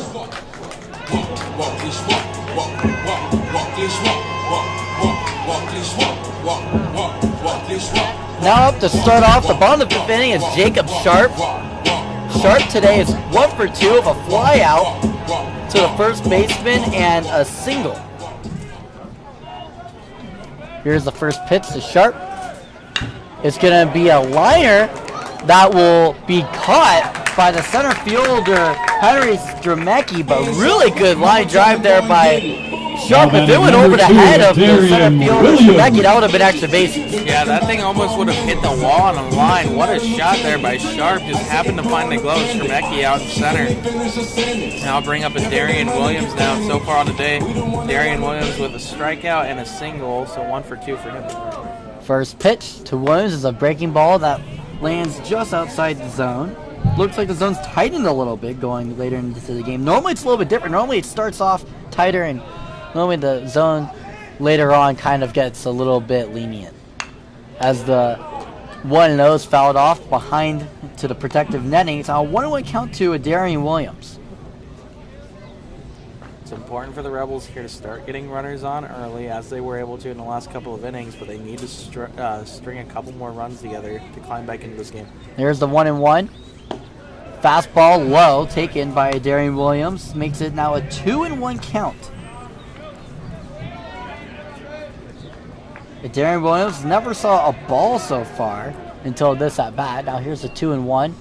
A breaking ball that is a little bit of ping pong, goes off of the pitcher's glove, Doktorzik, and that is going to be an infield single there for Darian Williams. I don't see that being an error in the book. No, it doesn't look like it. It was powered hit right back at Doktorzik. He gets a glove on it, but maybe this is the way the ball was spinning, kicks right out of his glove.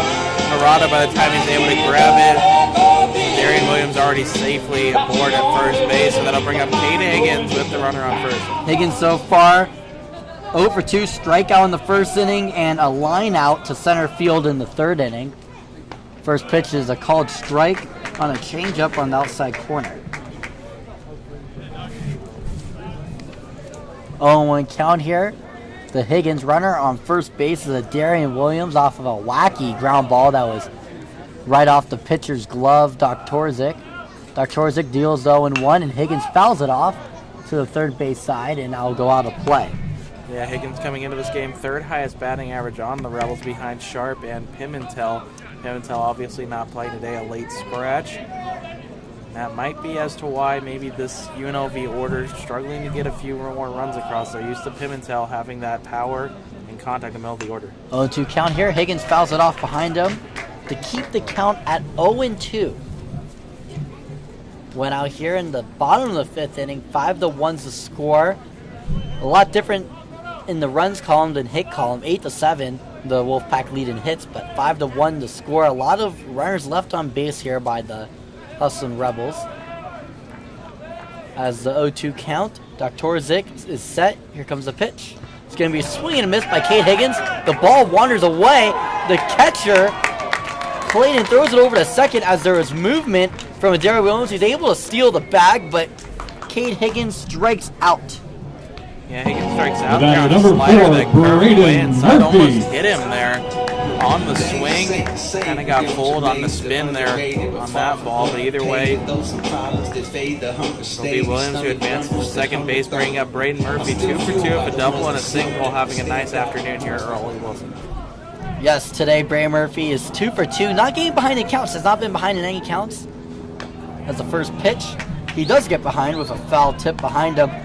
Had a 2-0 count, hit a double, had the first pitch single in the fourth inning, but two good quality at-bats to get the Hustlin Rebels. He scored the first run of the game and the only run so far by the Hustlin Rebels. Here's the 0-1. Murphy lines it foul over to the first base line. Now it's an 0-2 count for Braden Murphy. Yeah, he's behind in this like bad bat, but he's been trying to jump on these pitches early in the count, looking for something that he can drive, and those two pitches haven't been far off the plate, just a little bit early on both of them. 0-2 count here. 2 outs in the bottom of the fifth inning. Runner on second base is a Darian Williams. Doktorzik deals, and it's a ball that hits the ground, and it will go behind the catcher, Clayton, and Darian Williams will go over to third base. I thought it might have hit Braden Murphy on like the knee or the leg, but it was just a pass ball. Yeah, and it looked like the same pitch that Higgins swung at. They got real close to hitting him on that last at-bat. Murphy does a great job to lay off of it. Just kicks off the dirt, maybe hitting just a divot there that shoots out to the left-hand side. Either way, Darian Williams 90 feet away from scoring. 1-2 count here to Murphy. Here comes the pitch. Murphy grounds it, and it's going to be a play that's bobbled by both the third baseman and second baseman. Third base and shortstop.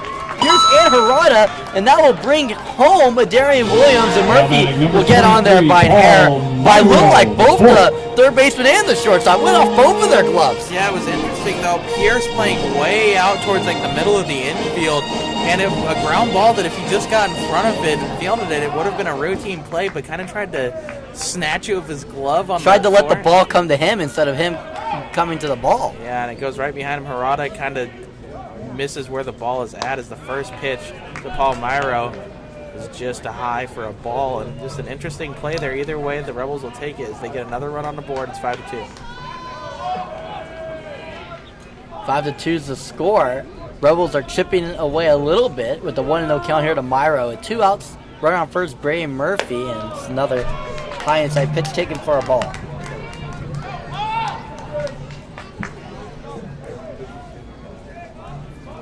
Two 2-0 count here to Paul Myro. Myro today is 0 for 1 with a strikeout looking and a walk. 2-0 count here. Doktorzik deals to the plate. It's going to be a grounder that is fielded by Harada, but he's unable to make the play at any base. But great play there by Harada, keeping it in the infield. It was a sharp line drive that he was able to at least bat down. Yeah, it's a nice Going to the defensive plate, play number there 8, before that thing gets into center Santino field. He looked as if it may have been able to get it on the run, but instead realized how much it was curving, dove, and just knocked it down. It almost made a fantastic play on the flip to second, just on the transfer, lost the baseball. In other words, Paul Myro at first base thought that ball was coming across to him. He dove in the first base head first. Everybody's safe. Runners on first and second. 2-out rally. Here's Pinaro steps into the plate. Pinaro 0 for 2, grounder over to second, and a liner over to right field as the first pitch is taken for a ball.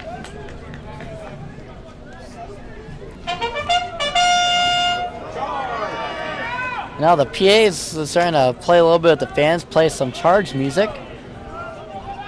Or automation, or whatever I like to call it. It's a 1-0 count here to Pinaro. Runners on first and second as he fouls it off behind the canopy, out of play. It's now a 1-1 count to Santino. Pinaro runners on first and second with 2 outs in the bottom of the 5th inning.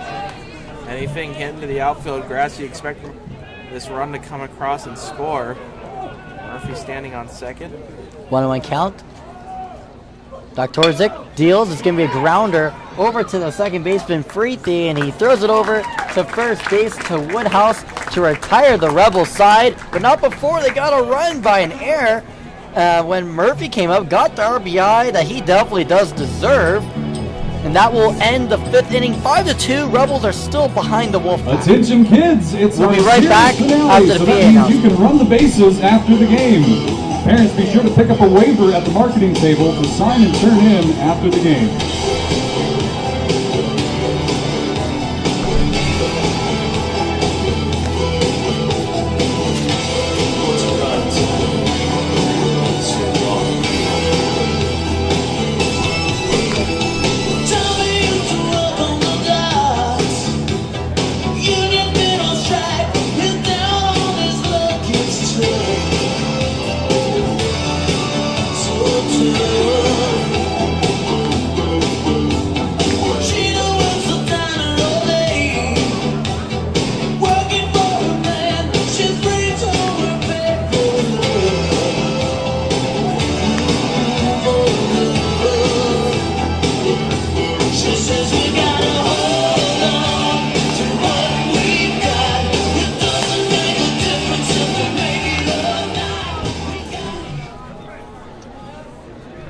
Now up to start off the 6th inning is Taylor Holder. Leading off Each the time sixth he's for the come up, it's Wolfpack, been number about a 3, 5-second Taylor at bat. Holder. But you do a little bit of math here, a little bit of statistics. Taylor Holder on the Nevada Wolfpack has 3,303 followers on Instagram. Not too shabby, but Taylor Holder, the TikTok sensation, the influencer, 5.4 million. Yeah, slight discrepancy. Slightly discretion with the total of followers. There is the first pitch from Acosta to Holder. He's going to be a swing and a miss. First time in this game that the first pitch hasn't yielded a result for Taylor Holder. Again, he is hit by a pitch in his first pitch that he saw back in the 2nd inning, the 3rd inning, of ground out to Paul Myro. Now we're back here at the 6th inning. 0-1 count here. Acosta deals the Holder. It's going to be a strike on the low outside corner there. That's as low as the zone will probably go there, Donovan. Yeah, low strike there, but a nice pitch there from Acosta. He definitely knew where he wanted to locate that pitch. He executed, and now he's in an 0-2 count. 0-2 count to Holder. It's going to be a slider that is taken for a ball. Hit the ground before the plate. Now it's a 1-2 count here to Taylor Holder. Acosta set. Deals the 1-2. It's going to be taken just outside for a ball. Good hold there by Holder. Yeah, and a nice job by Sharp trying to set that pitch up and frame it on the outside corner, just a little bit too far outside as the count now moves to even at 2-2. 2-2 count here to Holder. Acosta set. Here comes the pitch. It's going to be a swing and a miss by Holder, and that'll be Acosta's first strikeout of the game. First strikeout of the game from Acosta. He has been Now able to batting get some number 5, results Mason outside of Hirata. the strikeout, but he definitely would like to see him start to rack up those strikeout numbers just a little bit more than he has recently. Down up is Mason Hirata. Hirata today, 2 for 2, 2 singles. Here's the first pitch from Acosta. It's going to be a slider that slides down for a strike. Yeah, starting to find his groove now as Acosta, and that's similar to his starts First couple innings of his starts usually haven't been going his way, but after about the first or second inning, he starts to find his groove of his pitches. 0-1, and Harada tries to bunt it, but it goes foul. It's now an 0-2 count here to Mason Harada.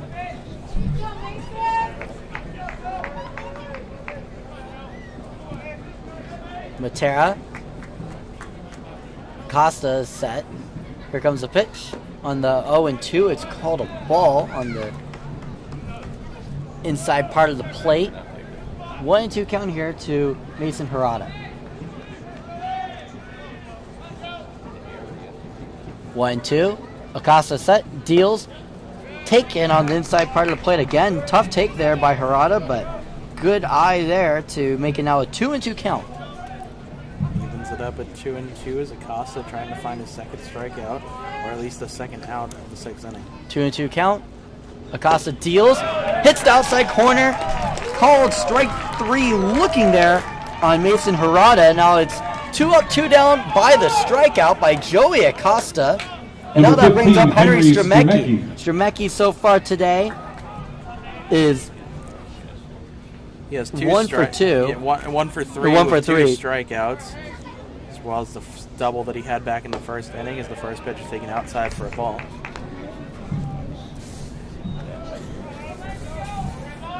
Two strikeouts today by Stremecki as the first pitch is a ball taken. And it's a 1-0 count to Stremecki. Acosta deals. It's going to be a strike on the low outside corner. Perfect pitch there by Acosta. Acosta doing a great job locating his pitches so far in this top half of the sixth. 1-1 count here. Acosta deals. It's going to be another strike on the low outside corner. Now it's a 1-2 count. Stremecki trying to avoid the third strikeout of the game, but Acosta just dealing right now in this sixth inning.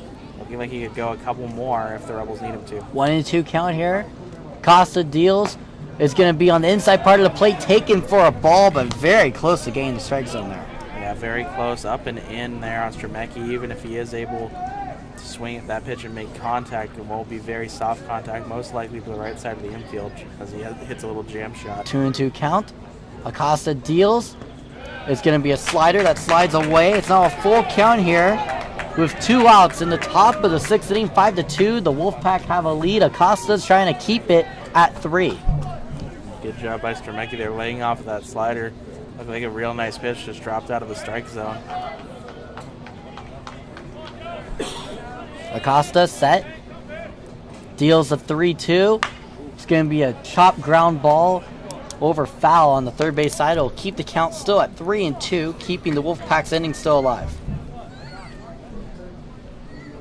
Stremecki's able to get on here, maybe mount a 2-out rally as the Wolfpack look to extend their lead. They lead 5-2 in the top of the sixth inning, 2 outs. Both teams recording 8 hits so far in the ballgame. 3-2 count here. Stremecki strikes out on a breaking ball that he looks at by Joey Acosta as he strikes out the side. The first time this year that I've at least done it, but I think it's the first time this year at Early Wilson that the Rebels have stricken out the side.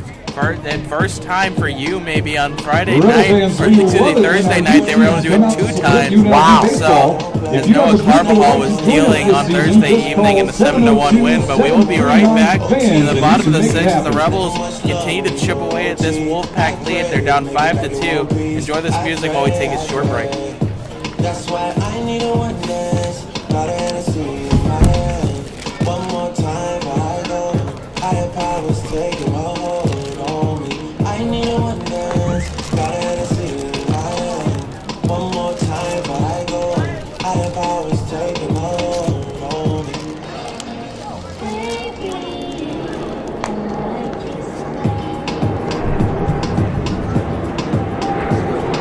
Strength and balance, all that I wish it for my friends. Nobody makes it from my ends. I had to bust up the silence. You know you gotta stay by me. Soon as you see the text, reply me. I don't wanna spend time fighting. We got no time, and that's why I need a one dance. Got a Hennessy in my hand. One more time before I go. Higher powers taking a hold on me. I need a one dance. Got a Hennessy in my hand. One more time before I go.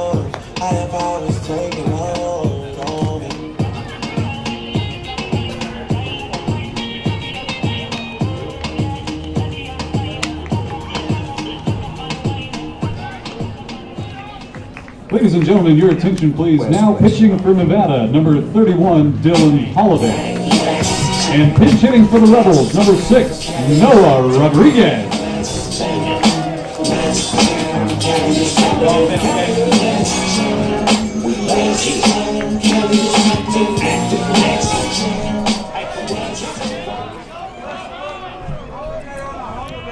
Now, as you heard from the PA, there's Noah Rodriguez now coming in to pinch hit for Johnny Horvath as he takes ball 1. And Dylan Holiday also out on the mound for the Wolfpack. His second appearance of this series came in relief of Peyton Stumbo in game 1. Through 3 innings of work there, conceded 2 runs in the 8th inning. Quick 2-0 count here to Noah Rodriguez as Holiday deals the 2-0. And it's taken for a ball just high. Some serious velocity coming from Holiday right now, but either way hasn't been able to find the strikes on a 3-0 count to Rodriguez you'd expect to take here. 3-0 count. Fastball low and inside, all for a strike. Rodriguez replacing Johnny Horvath in this game. 3-1 count. Fastball high and inside, taken for ball 4. Now puts Rodriguez on base. With Ryan Charles.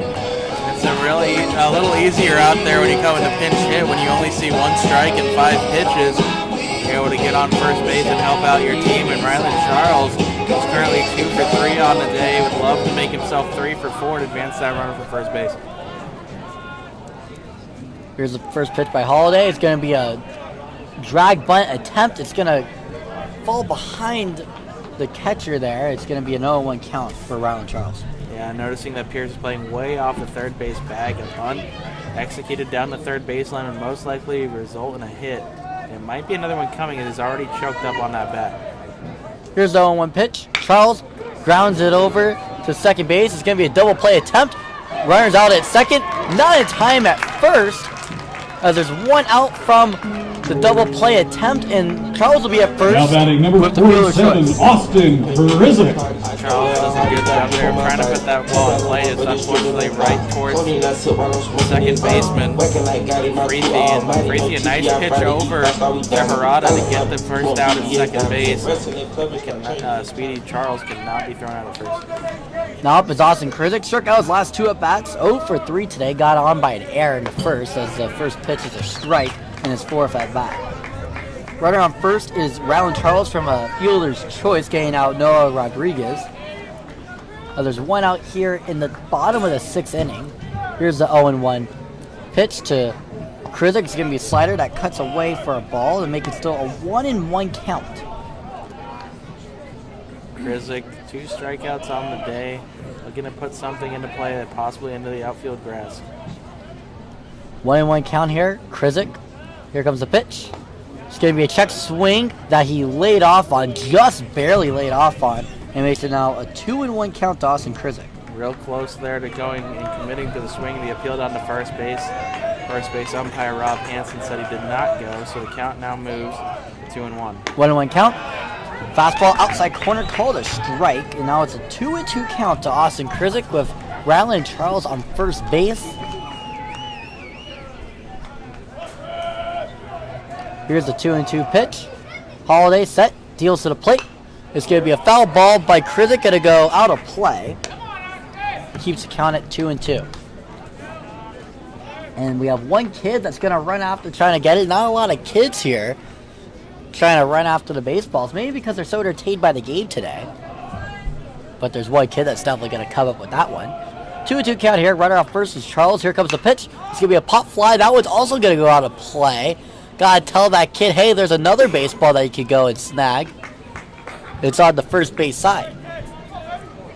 A lot of opportunities for baseballs here today, like you said. Not too many kids here looking for souvenirs, so just waiting for a fly ball to happen, and anything could be there. This is the next pitch taken outside for a ball. Back pick over to the first base, but Charles is able to get back in safely. Yeah, it's now a full count here to Austin Krizik. As we're just talking about those baseballs, like I was definitely one of those kids that would run after those baseballs. Were you that kid? Oh, I'm definitely one of those kids. Funny story, back in the 51's days for anybody that. I thought you were saying used to go to those 1951. back in those days for anybody living here in Las Here's Vegas. the full count, taken just inside. Ball 4. Runners are now on first and second with one out here for Jacob Sharp. Oh, he's right now 1 for 3 today with a single. But yeah, continue by your 51 days. The 51 stories. Anybody used to know the little club level, second floor, fly ball's always up there. One landed in the little AC thing. Don't think you were supposed to go jump onto where the ACs were stationed. I hopped over that railing and grabbed multiple baseballs out of there. As the first pitch is a swing and a miss by Jacob Sharp. I remember I lived near Cal State Northridge growing up. I went to a bunch of Matadors games, and the foul balls went to the actual street. It was like a residential street, but it was still a street.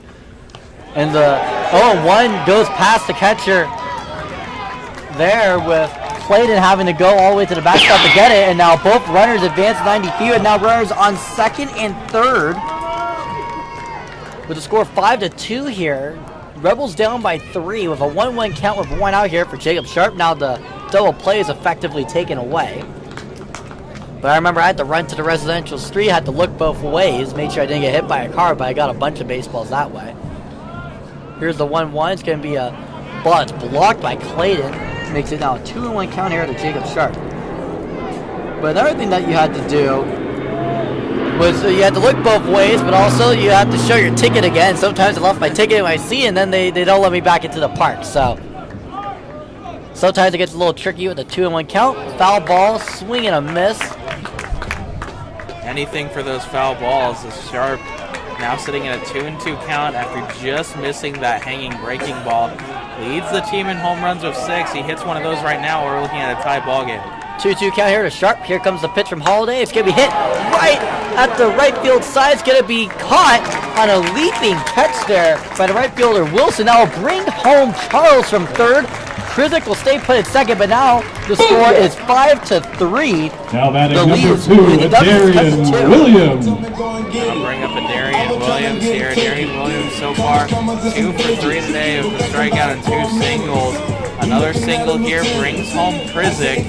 And again, we're looking at a 1-run ball game as the Rebels continue to chip away at this lead. But let's not forget, Williams stole second and Murphy brought him home with a single. So without that stolen base on that 2-strike pitch, there wouldn't have been, as the first pitch is taken for a ball, there wouldn't have been the ability for Murphy to bring him home. 1-0 count here to a Darian Williams. Holiday set, deals. Williams hits it hard, but it's off the end of the bat. It's going to be a charging play that is caught by left fielder Taylor Holder. That ball was off the end of the bat because it looked like he got good contact on it, but it just went about 120 feet. Yeah, it sounded good off the bat, and it looked pretty good off the bat, but it kind of just died out there right behind the second baseman, quality takes time, Murata, and it's coming on that play. Left fielder Taylor Holder, he makes a nice catch. Rebels score another run, but the Wolfpack still lead 5-3 here as we head to the top of the 7th inning. Rebels are chipping, but Wolfpack still have a 2-run lead. Scores 5-3 going into the 7th inning. We'll be right back after the Raising Cane's commercial. So next time, come to the scene and order with the Raising Cane's app. Raising Cane's chicken fingers. One love.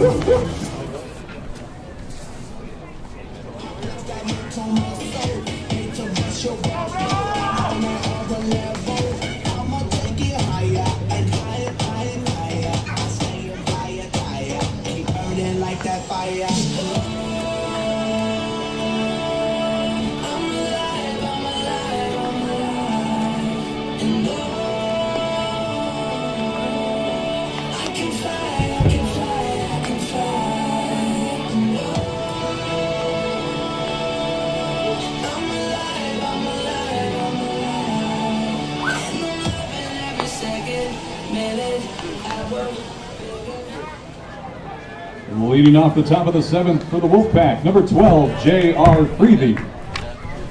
Now up to start off, the 7th inning is J.R. Freethy. So far today, he's 0 for 2 with a fly out and a ground out. Walked in his 3rd at bat in the 4th inning, but now he has a chance to get his first hit of the game against Joey Acosta.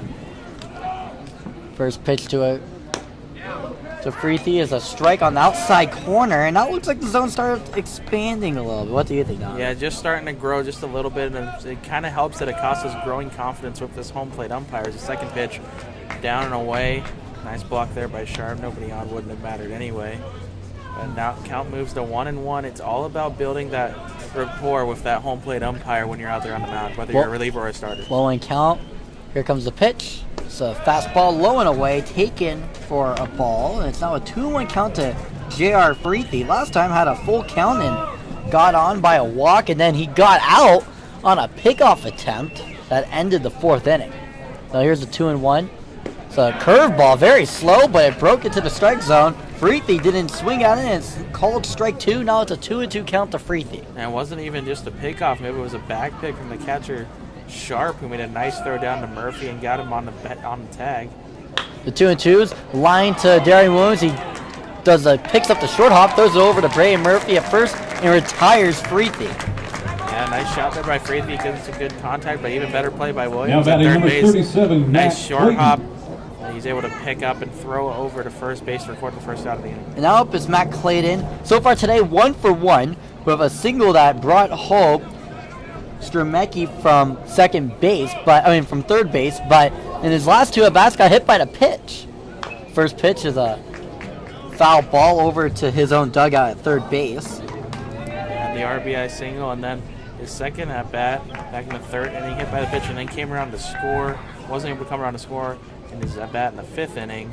He was hitting the pitch also. Owen pitch is hit hard down the third base line. It'll drop, and it will be extra bases for Clayton. He'll go to second standing, and that'll be a double with 1 out here in the top of the 7th inning. 5-3, the Wolfpack lead over the Rebels. And that brings up Jesse Pierce, number 7, the third Jesse baseman Pierce. of the Wolfpack.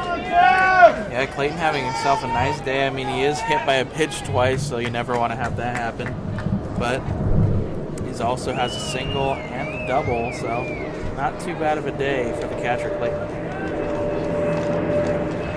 And now there's going to be a little pitcher-catcher meeting that's called by Sharp. But how are your Golden Knights doing today? I know they're playing against the Dallas Stars. And Currently, the Knights, I believe, last time I checked the score, was a 1-0 lead for the Golden Knights, obviously playing on the road. 3 games left in the regular season. For those that are following the Knights, obviously people here in Vegas, die-hard Knights fans. You are. Not me. Yeah, well, you don't come from Vegas, so, Vegas born is the first pitch taken outside for a ball from Acosta to Pierce. So the hockey playoffs, so what are the teams that are expected to make it in the Pacific Conference? The Pacific Conference, it's looking like it will be the Knights, the Kings, and the Edmonton Oilers, and then a fight for the wild card spot right now between the Calgary Flames and the Winnipeg Jets. As the 1-0 is taken for a strike on a slider in the outside corner. And so who do you like in the wild card spots? Looks as if I'm going to say that Calgary will make it out of the Pacific Division as the next pitch is delivered and it's fouled off to the right-hand side. Just an easier schedule for them. So the Knights most likely, if they keep the top spot in the Pacific Division, will play the Calgary Flames in the first round, and your Los Angeles Kings will be playing the Edmonton Oilers in round number 1. Goodness gracious. I remember last year I was watching that series. I thought they had it all wrapped up. They had a 3-2 series lead, and then they dropped 2 games in a row. As the 1-2 is swung and missed by Pierce for strike 3 to record the second out of the top of the 7th inning. And I'll bring up Jackson Woodhouse, Number 19, who so far today Jackson is Woodhouse. 1 for 3 with 2 flyouts and a single.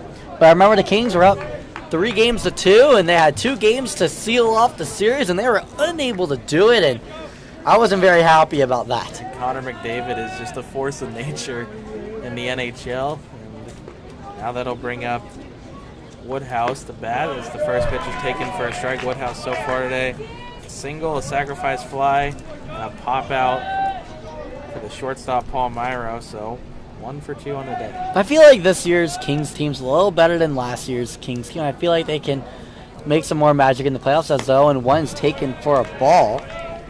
But you think this is the year for the Golden Knights? I think if they're able to have everybody healthy in the playoffs, I think they can make a deep run. They'll have to be seeing if they're able to make the final and compete with a team from the Eastern Conference that's just completely loaded at this point. Now the 1-1 is going to be taken for a ball. I thought the Kraken were going to make it. The Kraken did actually make it. You know what? Now that you're saying that, yes, they did make it. So the Oilers. So that's 4 teams. Yes, because Kraken. That's right. Kraken got the first wild card spot in the Western Conference. So the second wild card spot in the Western Conference between the Calgary Flames and the Winnipeg Jets. So just kind of forgot about that one there. But you are correct. So a chance for 5 Pacific Division teams to be in the playoffs. As a spaghetti move, just to check the runner on second base. That's Clayton. Count is 2-1 here at the baseball game. But I'm just trying to figure out this hockey playoff picture as the 2-1 count. There's a swing and a miss by Woodhouse. So, who would the Kraken play in round 1 then? The Kraken are looking to play either the Dallas Stars or the Colorado Avalanche, the defending Stanley Cup. Got it. Okay, so that all makes sense now. So the Stars and the Avalanche are both making it as well. Got it. Now here's the 2-2. Deuces are wild here. Runner on second's Clayton. Comes the pitch. It's going to be a low outside corner fastball. Called strike 3, and Joey Acosta is on fire right now with 5 strikeouts in the last 2 innings. Just complete dominance by Acosta coming out of this reliever role. Obviously coming into the game a little bit shaky, but ever since he's locked it down, he has been just completely dominant, shutting down this lineup and giving the Rebels a chance to climb back into this game. Score is 5-3 at the 7-inning stretch. Rebels are keep on chipping at the Wolfpack lead. We'll be right back after 7-inning stretch for the bottom of the 7th inning.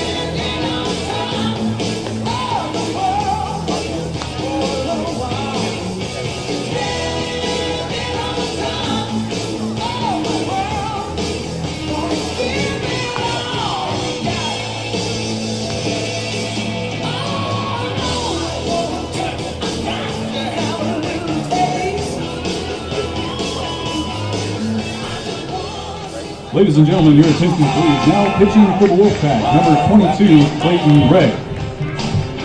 And now batting for the Rebels, number 14, Cade Higgins. Now pitching for the Wolfpack is Clayton Ray. So Clayton Ray's pitching to Matt Clayton.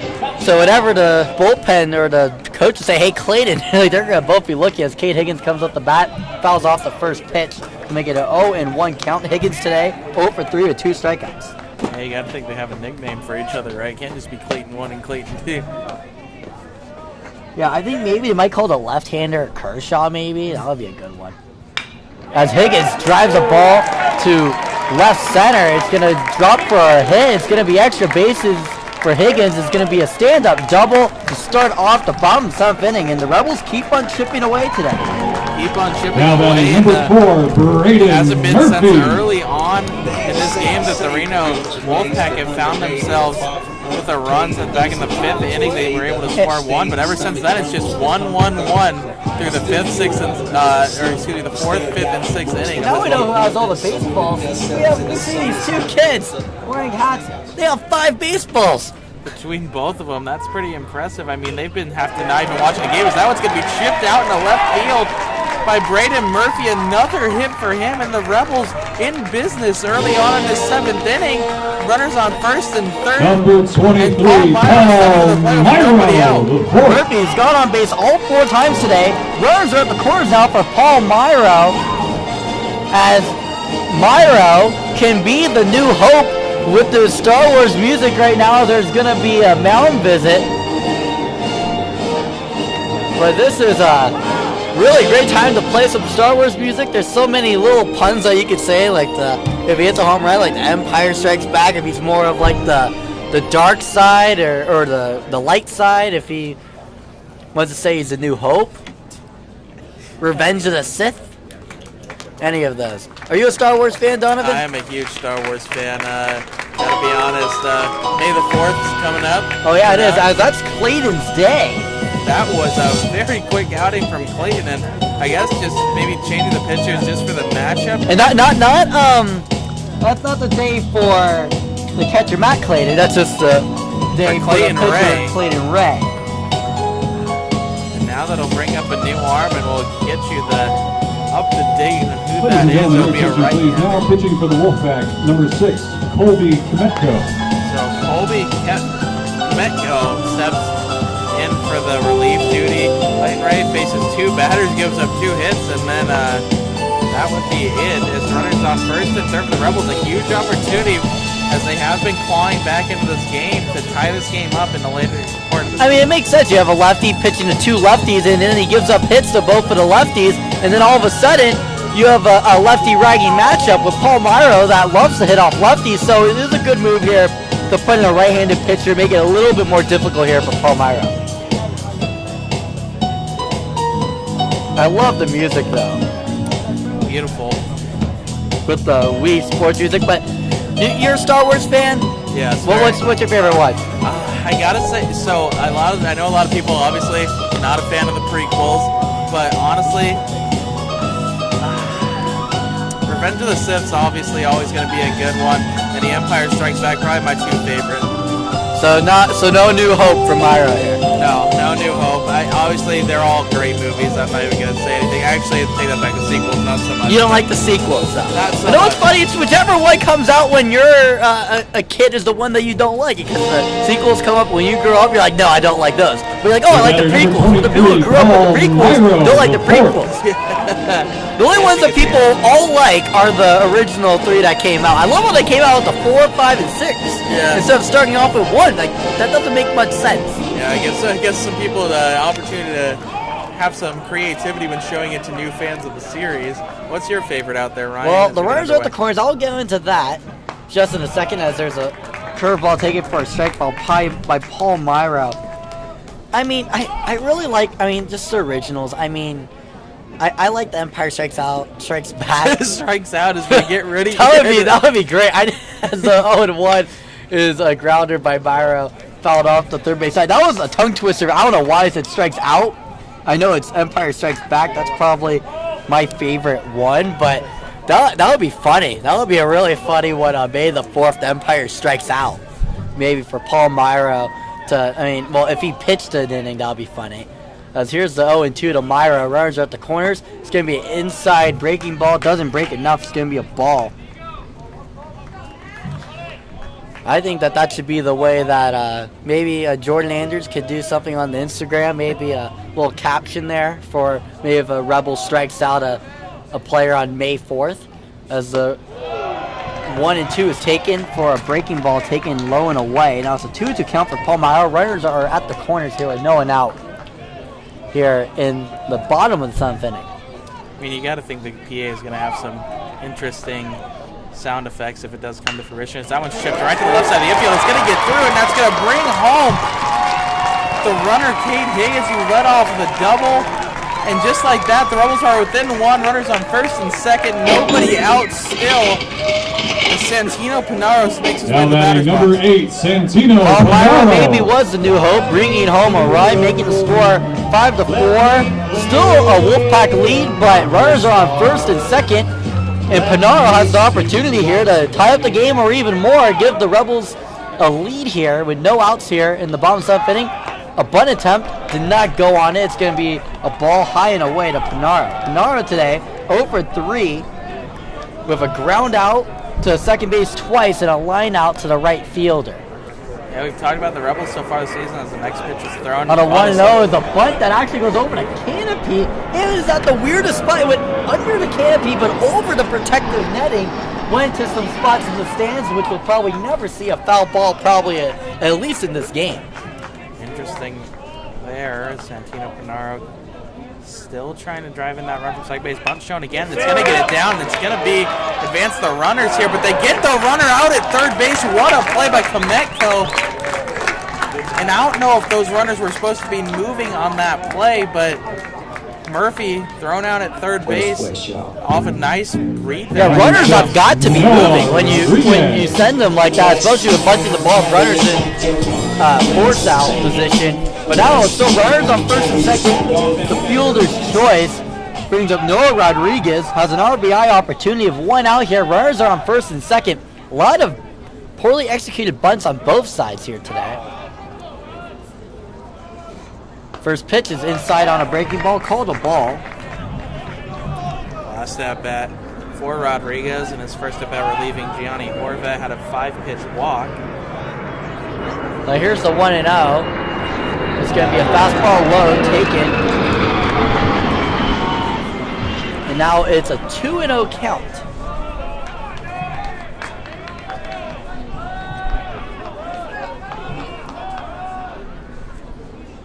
The 2-0 taken for a strike. Now it's a 2-1 count to Rodriguez. Kometko has runners on first and second. A little bit of ducks that he has to take care of. Here's a 2-1. It's going to be a foul ball on the right side. That goes out of play. It's now a 2-2 count for Noah Rodriguez.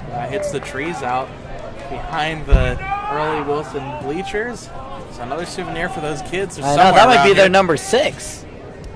Now here's the 2-2. Yeah, I see them running. Here's a 2-2. It's a swing and a miss for Rodriguez on a slider that he bites at.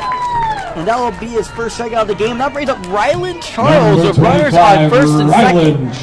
First base is Panaro. Second base is Braden Murphy.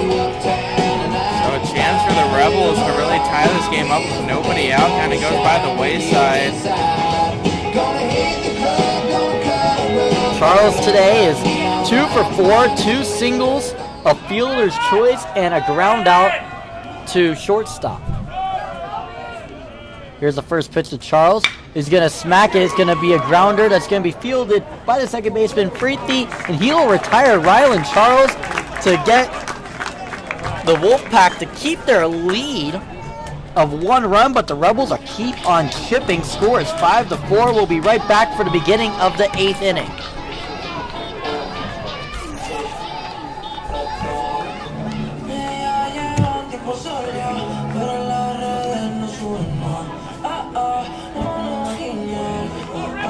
All right, Rebel fans, it's time to find out the answer to the trivia question that was asked earlier in the game.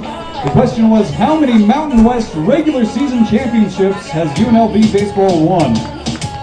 And the answer was B, with 4. And the lucky winner was Jeremiah Hernandez. Jeremiah Hernandez submitted the correct answer. So if your name is Jeremiah Hernandez, meet us at the top of the stairs by the press box to claim your prize. Again, Jeremiah Hernandez, you are the winner.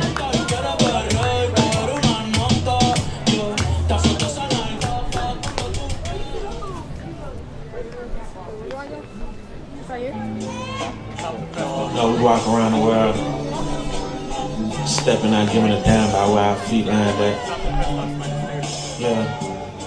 Get y'all mushed, smushed. Yeah, 21. Biggest. Chicken wings. Ladies and gentlemen, now pitching for the Rebels, number 21, Jack Challenger. Can you hit a little rich flex for me? The 21. Leading off the 8th for the Wolfpack, number 45, Nolan Wilson. Now up is Nolan Wilson to start off the 8th inning. And Wilson so far in this game, he got on twice. He's 2 for 3, but his last at bat, he brought home a run with a sacrifice fly. First pitch to Wilson's a slider by Jack Sellinger, just entered the game for a strike. Sellinger is either really on or a little bit off, but Sellinger has that sharp breaking action.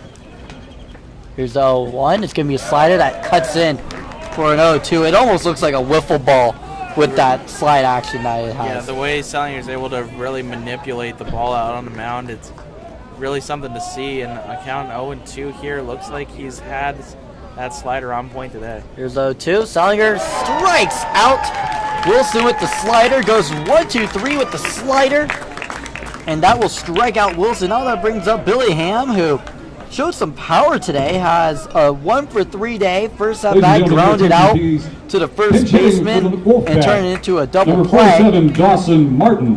But it's not going to be Billy Ham, it's going to be Dawson Martin coming in. I really felt like Ham deserved another at bat after showcasing the power earlier today, but they're going to go with Martin. Now Sellinger.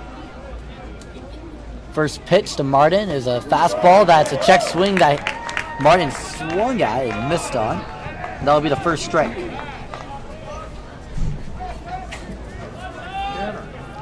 Sellinger deals the 0-1 pitch.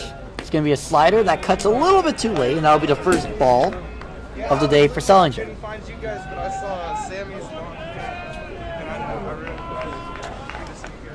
Now here's the 1-1.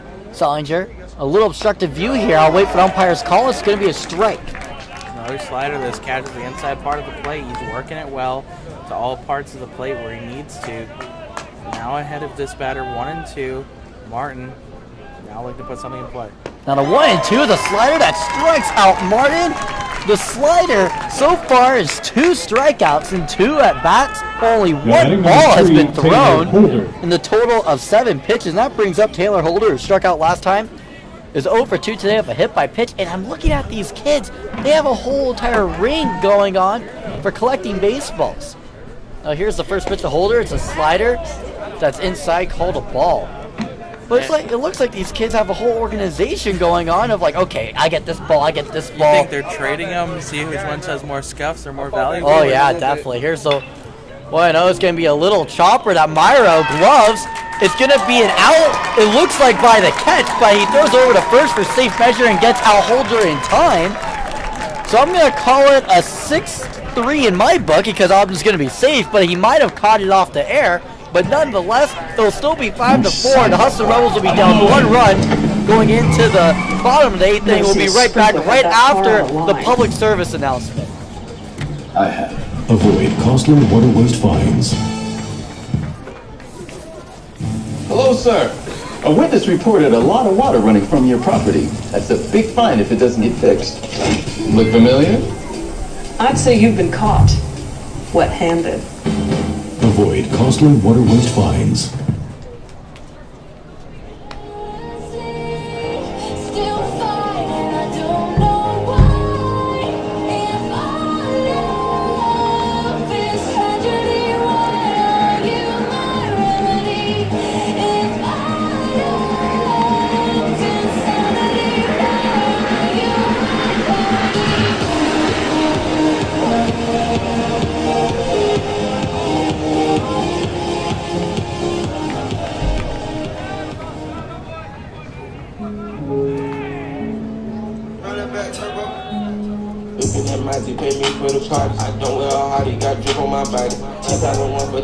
Leading off the 8th for the Rebels, number 47, Austin Krizik. Now up is Austin Krizik. They got things started here in the bottom of the 8th inning. 0 for 3 today as the first pitch is a liner down the third base side. It clears for at least a single. It's going to be extra bases. It's going to be a stand-up double for Austin Krizik. Ball kind of snuck there in between the third baseman Pierce in the third baseline, and that's going to be a double for Austin Krizik. And again, Now the batting number chipping away 5, from the Jacob Rebels are not Sharp. going away. In the bottom of the 8th inning, they're set up well. Leadoff double from Krizik with the 3-4 batters coming up. Opportunity to tie this ball game at 5. Now that brings up Jacob Sharp. Big situation for him.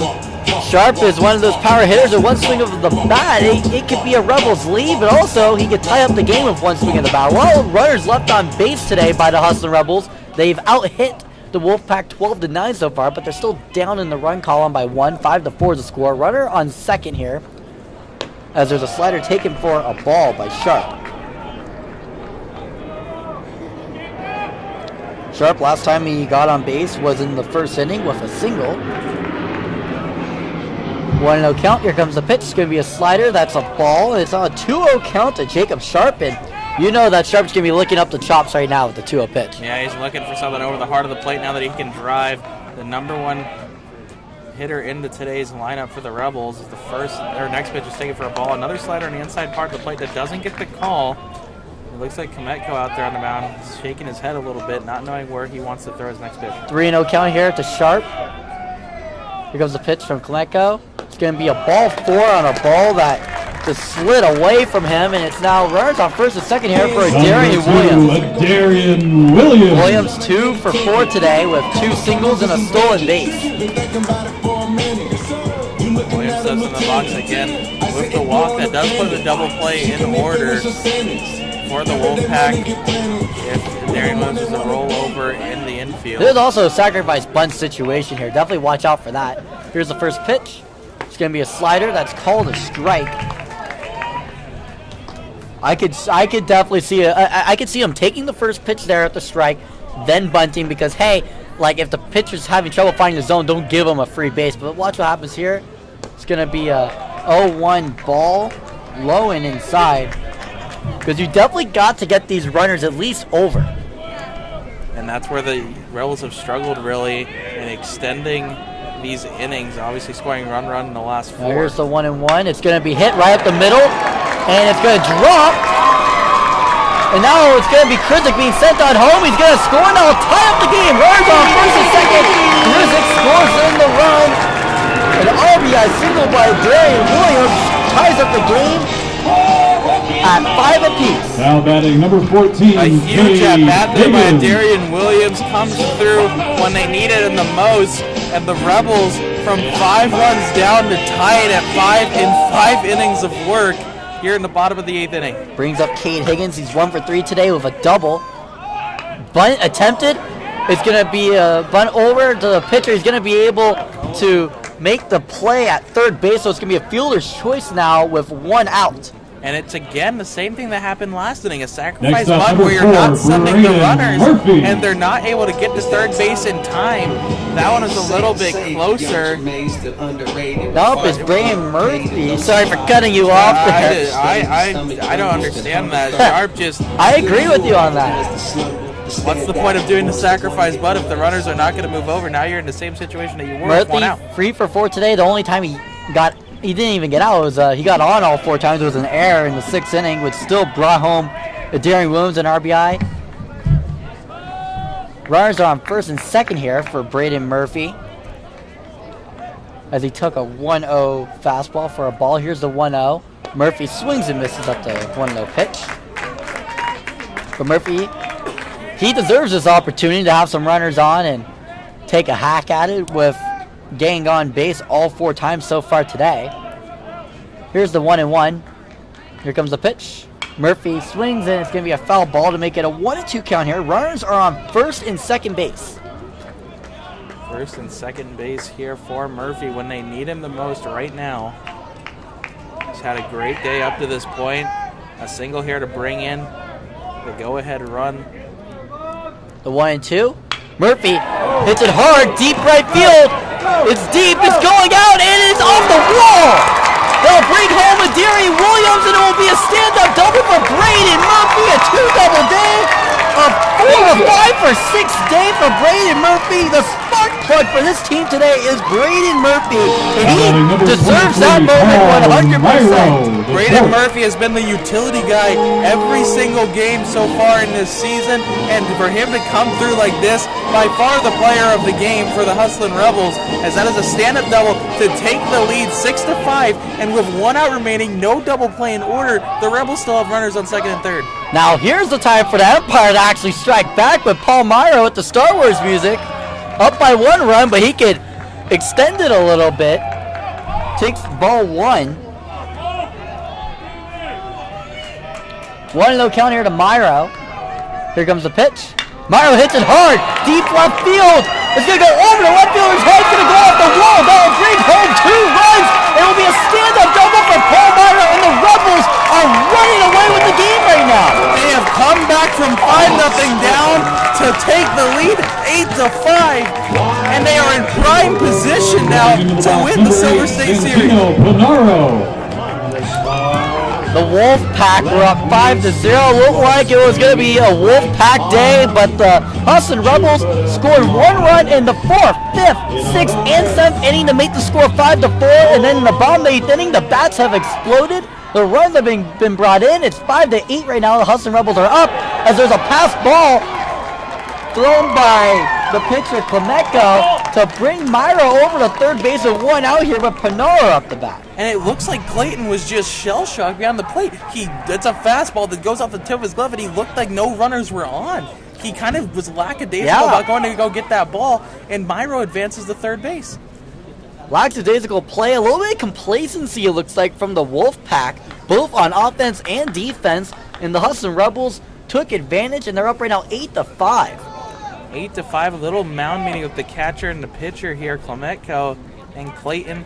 Infield was going to come in for a moment. They head back to their positions with Panaro now in a 1-0 count. Another base hit here or something into the outfield grass through a hole makes it a 9-5 game. And even a sac fly. Anything, because there's only 1 out. No double play. Here's the 1-0 pitch. It's going to be a fastball outside, called a ball. 2-0 count here to Santino Panaro. Panaro today is 0 for 4. Has a chance to bring in a run here. Here's the 2-0 count. Panaro hits it foul. And it's going to be a 2-1 count here to Santino Panaro. Now what's going to be interesting here is the Rebels bullpen. Who are they going to bring out to make sure they can close out put in this Selinger game? for another inning. Definitely, 100% bring in Selinger. Here's the 2-1. Panaro pops it up. It's going to be an infield pop fly. If it stays fair, it's going to be foul, but it's going to be caught by Matt Clayton. It's going to be a fly out to the catcher. Now that brings up Noah Rodriguez. Number 6, Noah Rodriguez. An opportunity here for Noah Rodriguez, who coming in pinch hitting for Gianni Horvat, had a walk and a strikeout, so 0 for 1 for his day. Same thing here. Anything hard hit put into play has an opportunity to make it a 9-5 ball game. There's the first pitch to Rodriguez, going to be breaking ball high and away, called a ball. But I'm a little concerned here because do you think that they would have put in Pimentel if he was active today? Now here's a 1-0. It's going to be a called strike on outside corner. Could just be just a minor thing that they just didn't want him to get too more dinged up, or it could be maybe just sick, could have some sort of stomach bug. Who knows? Yeah, exactly. Now here's the 1-1. It's going to be a breaking ball. Rodriguez fouls it off behind home plate. Going to make it now a 1-2 count to Noah Rodriguez. 0 for 1 today with a walk and a strikeout. Has a runner on third with Paul Myro. Not to mention here, when the Wolfpack come up, it'll be the 9-1-2 hitters due up. Clement throws the 1-2 outside. Going to be a 2-2 count. Deuces are wild. 2-2-2. Here to Noah Rodriguez. He's done a great job of kind of working his way back in the count so far since coming in the game. Clement on the 2-2. It's going to be a grounder that goes foul. And it keeps the count at 2-2 to Noah Rodriguez.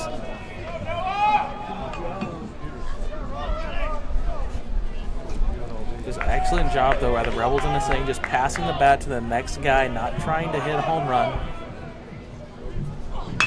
That was right back up the middle on that pitch, and that's going to bring home Palmyra, and they do take the 9-5 lead off a base hit from the pinch hitter Noah Rodriguez, and the Rebel dugout is going crazy right now. Next up, number Great 25, job there by Rodriguez, hitting it right up the middle. Charles. Brings home Palmyra, now brings up Riley Charles. Scores now 9-5, as there's going to be a pitching change by the Wolfpack. We'll be right back after the pitching change.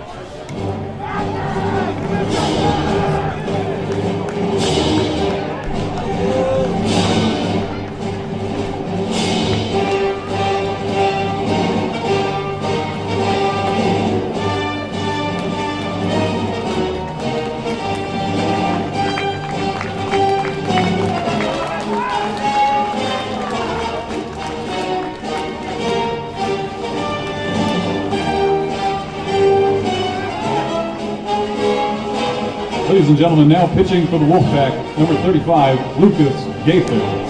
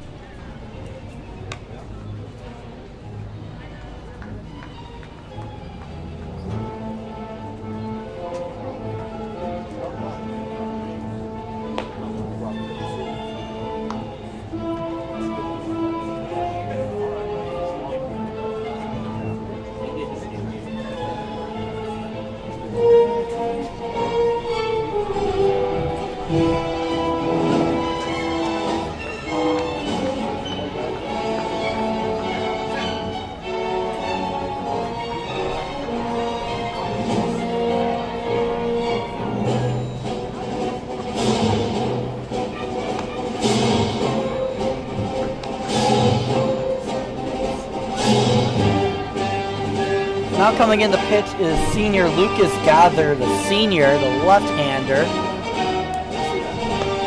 And he will face off against Rylan Charles, and looks like the Hustler Rebels are they're starting to pull away with this one a little bit, Donovan. Definitely starting to pull away with this one after just a tremendous bottom half of this 8th inning. Put themselves in a great opportunity to close it out in the top of the 9th. And, you know, we were talking about Star Wars a little bit earlier. We hear this music started playing now, but you know what I forgot to mention? What? Star Wars Celebration yesterday announcing 3 more movies coming out along with a new TV show. Wait, so what are these movies going to be? Are they like the sequels? Like, what are these? Yes, there's going to be one that was set all the way 25,000 years before Episode 1. One kind of in the middle, you know, Mandalorian. But who's even alive for 25,000 years before? They can just get like, oh, we're obviously going to make a new plot, new everything, because we have time. Like, at 25,000 years. Money's money, I guess, huh? Yeah. Now Rylan Charles up. 2 outs here in the bottom of the 8th inning. Takes strike 1. Now it's a 0-1 count here to Rylan Charles. On first base is Noah Rodriguez, who got on with a base hit to bring home a Darian Williams as the 0-1's taken for a strike. He brought home actually Myro.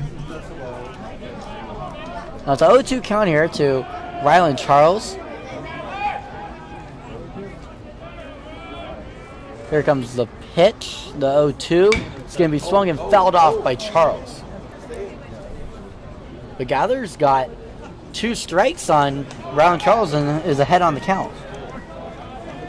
Good opportunity here to finally send this thing to the top of the 9th inning, where the Wolfpack now are going to be on the back foot for the first time in this ballgame. And just Nevada Reno against UNLV, like, even though they like sometimes rank better than UNLV, just against them head to head is just, it's been lopsided towards the Rebels.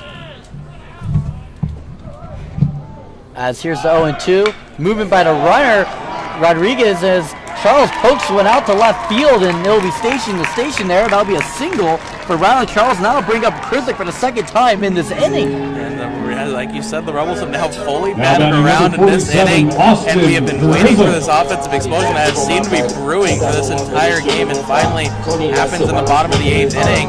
And just something that we've been waiting to see for the Rebels really all season is our innings like these against teams in the Mountain West Conference. The Rebels have batted around, and now Krizik's up for the second time this inning. Rivera's on first and second, Rodriguez at second, and Charles on first. Here comes the first pitch to Krizik. It's going to be an inside slider, taken for a strike.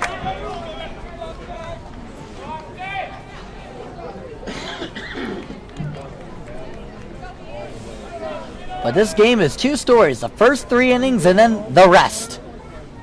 As here's the 0-1 pitch. Gather, throws it. Going to be low fastball, called a ball, but two stories, the first 3 innings and then the rest. It really was. The first half of the story, it's UNR just completely dominating on every part of this ball game. In the second half, the Rebels clawing their way back into this game in a 1-1 count. Here is the third pitch of the at-bat coming. And Krizik takes a slider. Looked like it was almost a strike, but just low for a ball. It's a 2-1 count. Here at Krizik. Krizik just ignited the rally with that leadoff double, and ever since then, the Rebels took it and ran with it. Gather. Throws a 2-1 to the plate. It's going to be a slider high and away to make the count 3-1 to Krizik. Krizik so far today, 1 for 4 with a double, 2 strikeouts, and got on by an error in the first. 3-1 count here. Gather, deals to the plate. It's going to be a strike on the outside corner of outside corners. Yeah, and it didn't look like Krizik really agreed with that call, but just trying to keep his cool here. Something over the heart of the plate now or anything close has to be dealt with in a 3-2 count. Full count here, 2 outs. Krizik, runners on first and second. Runners will be on the move. Krizik grounds it over to third. It's going to be just fair. And Pierce is able to make the play, just stepping on third base. And that will send this game to the 9th inning. Scores 9-5. The Hustlin Rebels have a lead, and looks like Jack Sellinger is going to be back on the mound to attempt to close the game for the Hustlin Rebels. Remember, kids, it's our series finale, so you can run the bases after the game. Parents, be sure to pick up a waiver at the marketing table to sign in and turn it in after the game. Surround me like a waterfall, and there's no stopping us right now. I feel so close to you right now.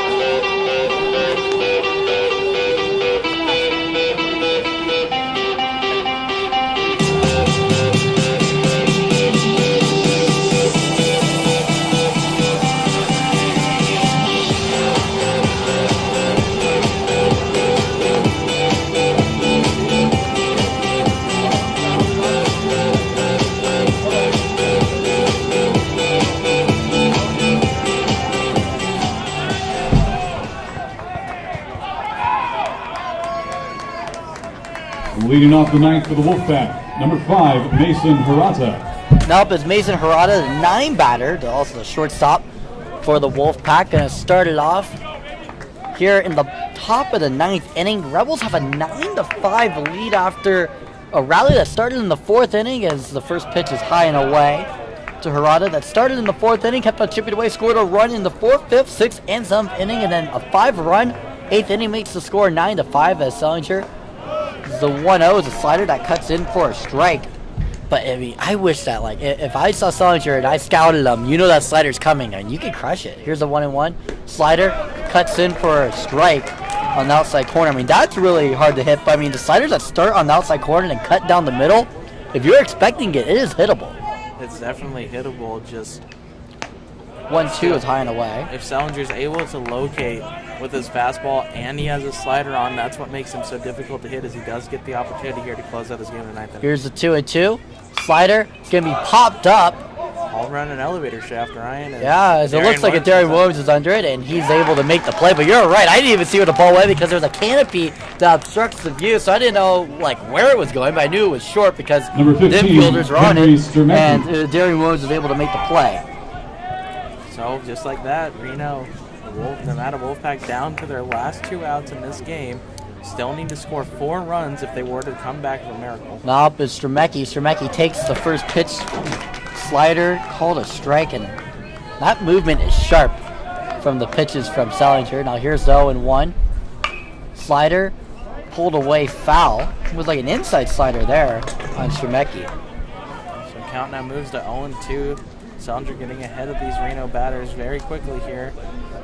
In his appearance, we know he pitches better with runners that aren't on base.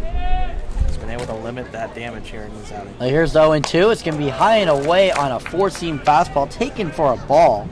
And that four-seam fastball could really get up to you from Salinger because of how his slider really cuts. So here's the 1-2. A slider taken for strike 3 by Shemeki, and he will strike out looking. Salinger so far has 3 strikeouts, and so far 5 at-bats he's faced off against.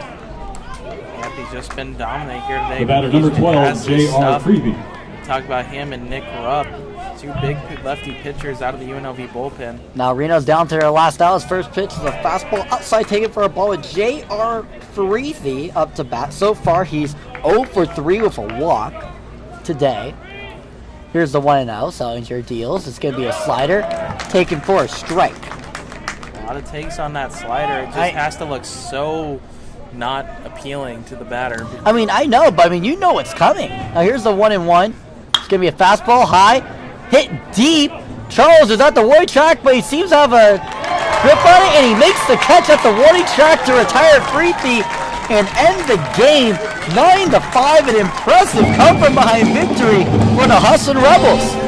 Just an amazing victory here for the Rebels to close out the Silver State Series in a game that at first looked like was going to be a blowout in UNR's favor. Instead, they come back and the dominance of UNLV over UNR continues across all sports. I really feel like this game was an all-around good game by the Hustlin Rebels. I know the beginning didn't really go their way, but their offense was pretty consistent in getting guys on base. They weren't able to score them early in the game, but in the back end of the game, they did a great job scoring 9 runs in total. Their pitching gave up only 5 runs in the game. I feel like each pitcher did a pretty good job. Acosta, I feel like, came in, put in good work. I feel like the starter, Sam Simon, started. He gave up a couple runs. He gave up a total of 4 runs, but I do feel like he had a good outing. And then to end off the day, Salinger was very sharp. Salinger looked great coming out of the bullpen. I love Joey Acosta coming out of the bullpen too. And we hope to come back to the Wilson Stadium when the Rebels return on April 21st at 6:05 p.m. I feel like as they they start a both kind of are 3-game better series suited for against it. California And overall, it Baptist. comes back Hope and to it see you there. really But for helps them now, out we here in bid you this adieu game. and Taking please this drive safely on your way third game, home. the series finale, by a score of 9-5, and the Rebels continue to look better as the season rolls along. And then let's acknowledge the player of the game today, Braden Murphy. So far today, he batted 4 for 5, got on base all 5 times. His only time that didn't count for a hit was his RBI in the 6th inning. Braden Murphy, amazing job. 2 doubles, 2 singles, and then got on by a hard hit over to third base that ended up being a hit.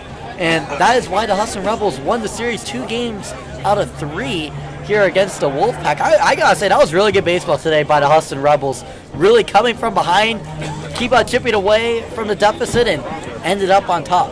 Yeah, really playing just a lot of heart today. They knew they could come back into this game, and they did so. And again, Braden Murphy, just a spectacular game from him. If you haven't already, go ahead and go listen to our podcast, Hustle and Roll Pod. We had a chance to talk to Braden Murphy a little while ago, and he just told us that he's there to be the utility guy. He's there to play wherever they need him. And today, he finally gets rewarded for his play. Again, 4 for 5, multiple RBIs in this game, including just a clutch double coming in the bottom of the 8th inning that would put the Rebels up by a score of 6-5 before they would eventually take the game in a 9-5 fashion. Yeah, it was a crazy day here early Wilson Stadium. The Rebels win 9-5 in a come-from-behind victory that started all the way in the 4th inning. It came all the way to the 8th inning where they scored 5 runs, and Salinger got the outs late in the game, 6 straight outs to finish up the game. So long from the Scarlet Gray Free Press is over. Papers are going away because the wind's deciding to start up now. So long from the Scarlet Gray Free Press. Have a good one. Rebels win 9-5, and we'll be right back for the next home game for the Hustlin Rebels. I forgot how much they won by in the last one. I was like, I forgot what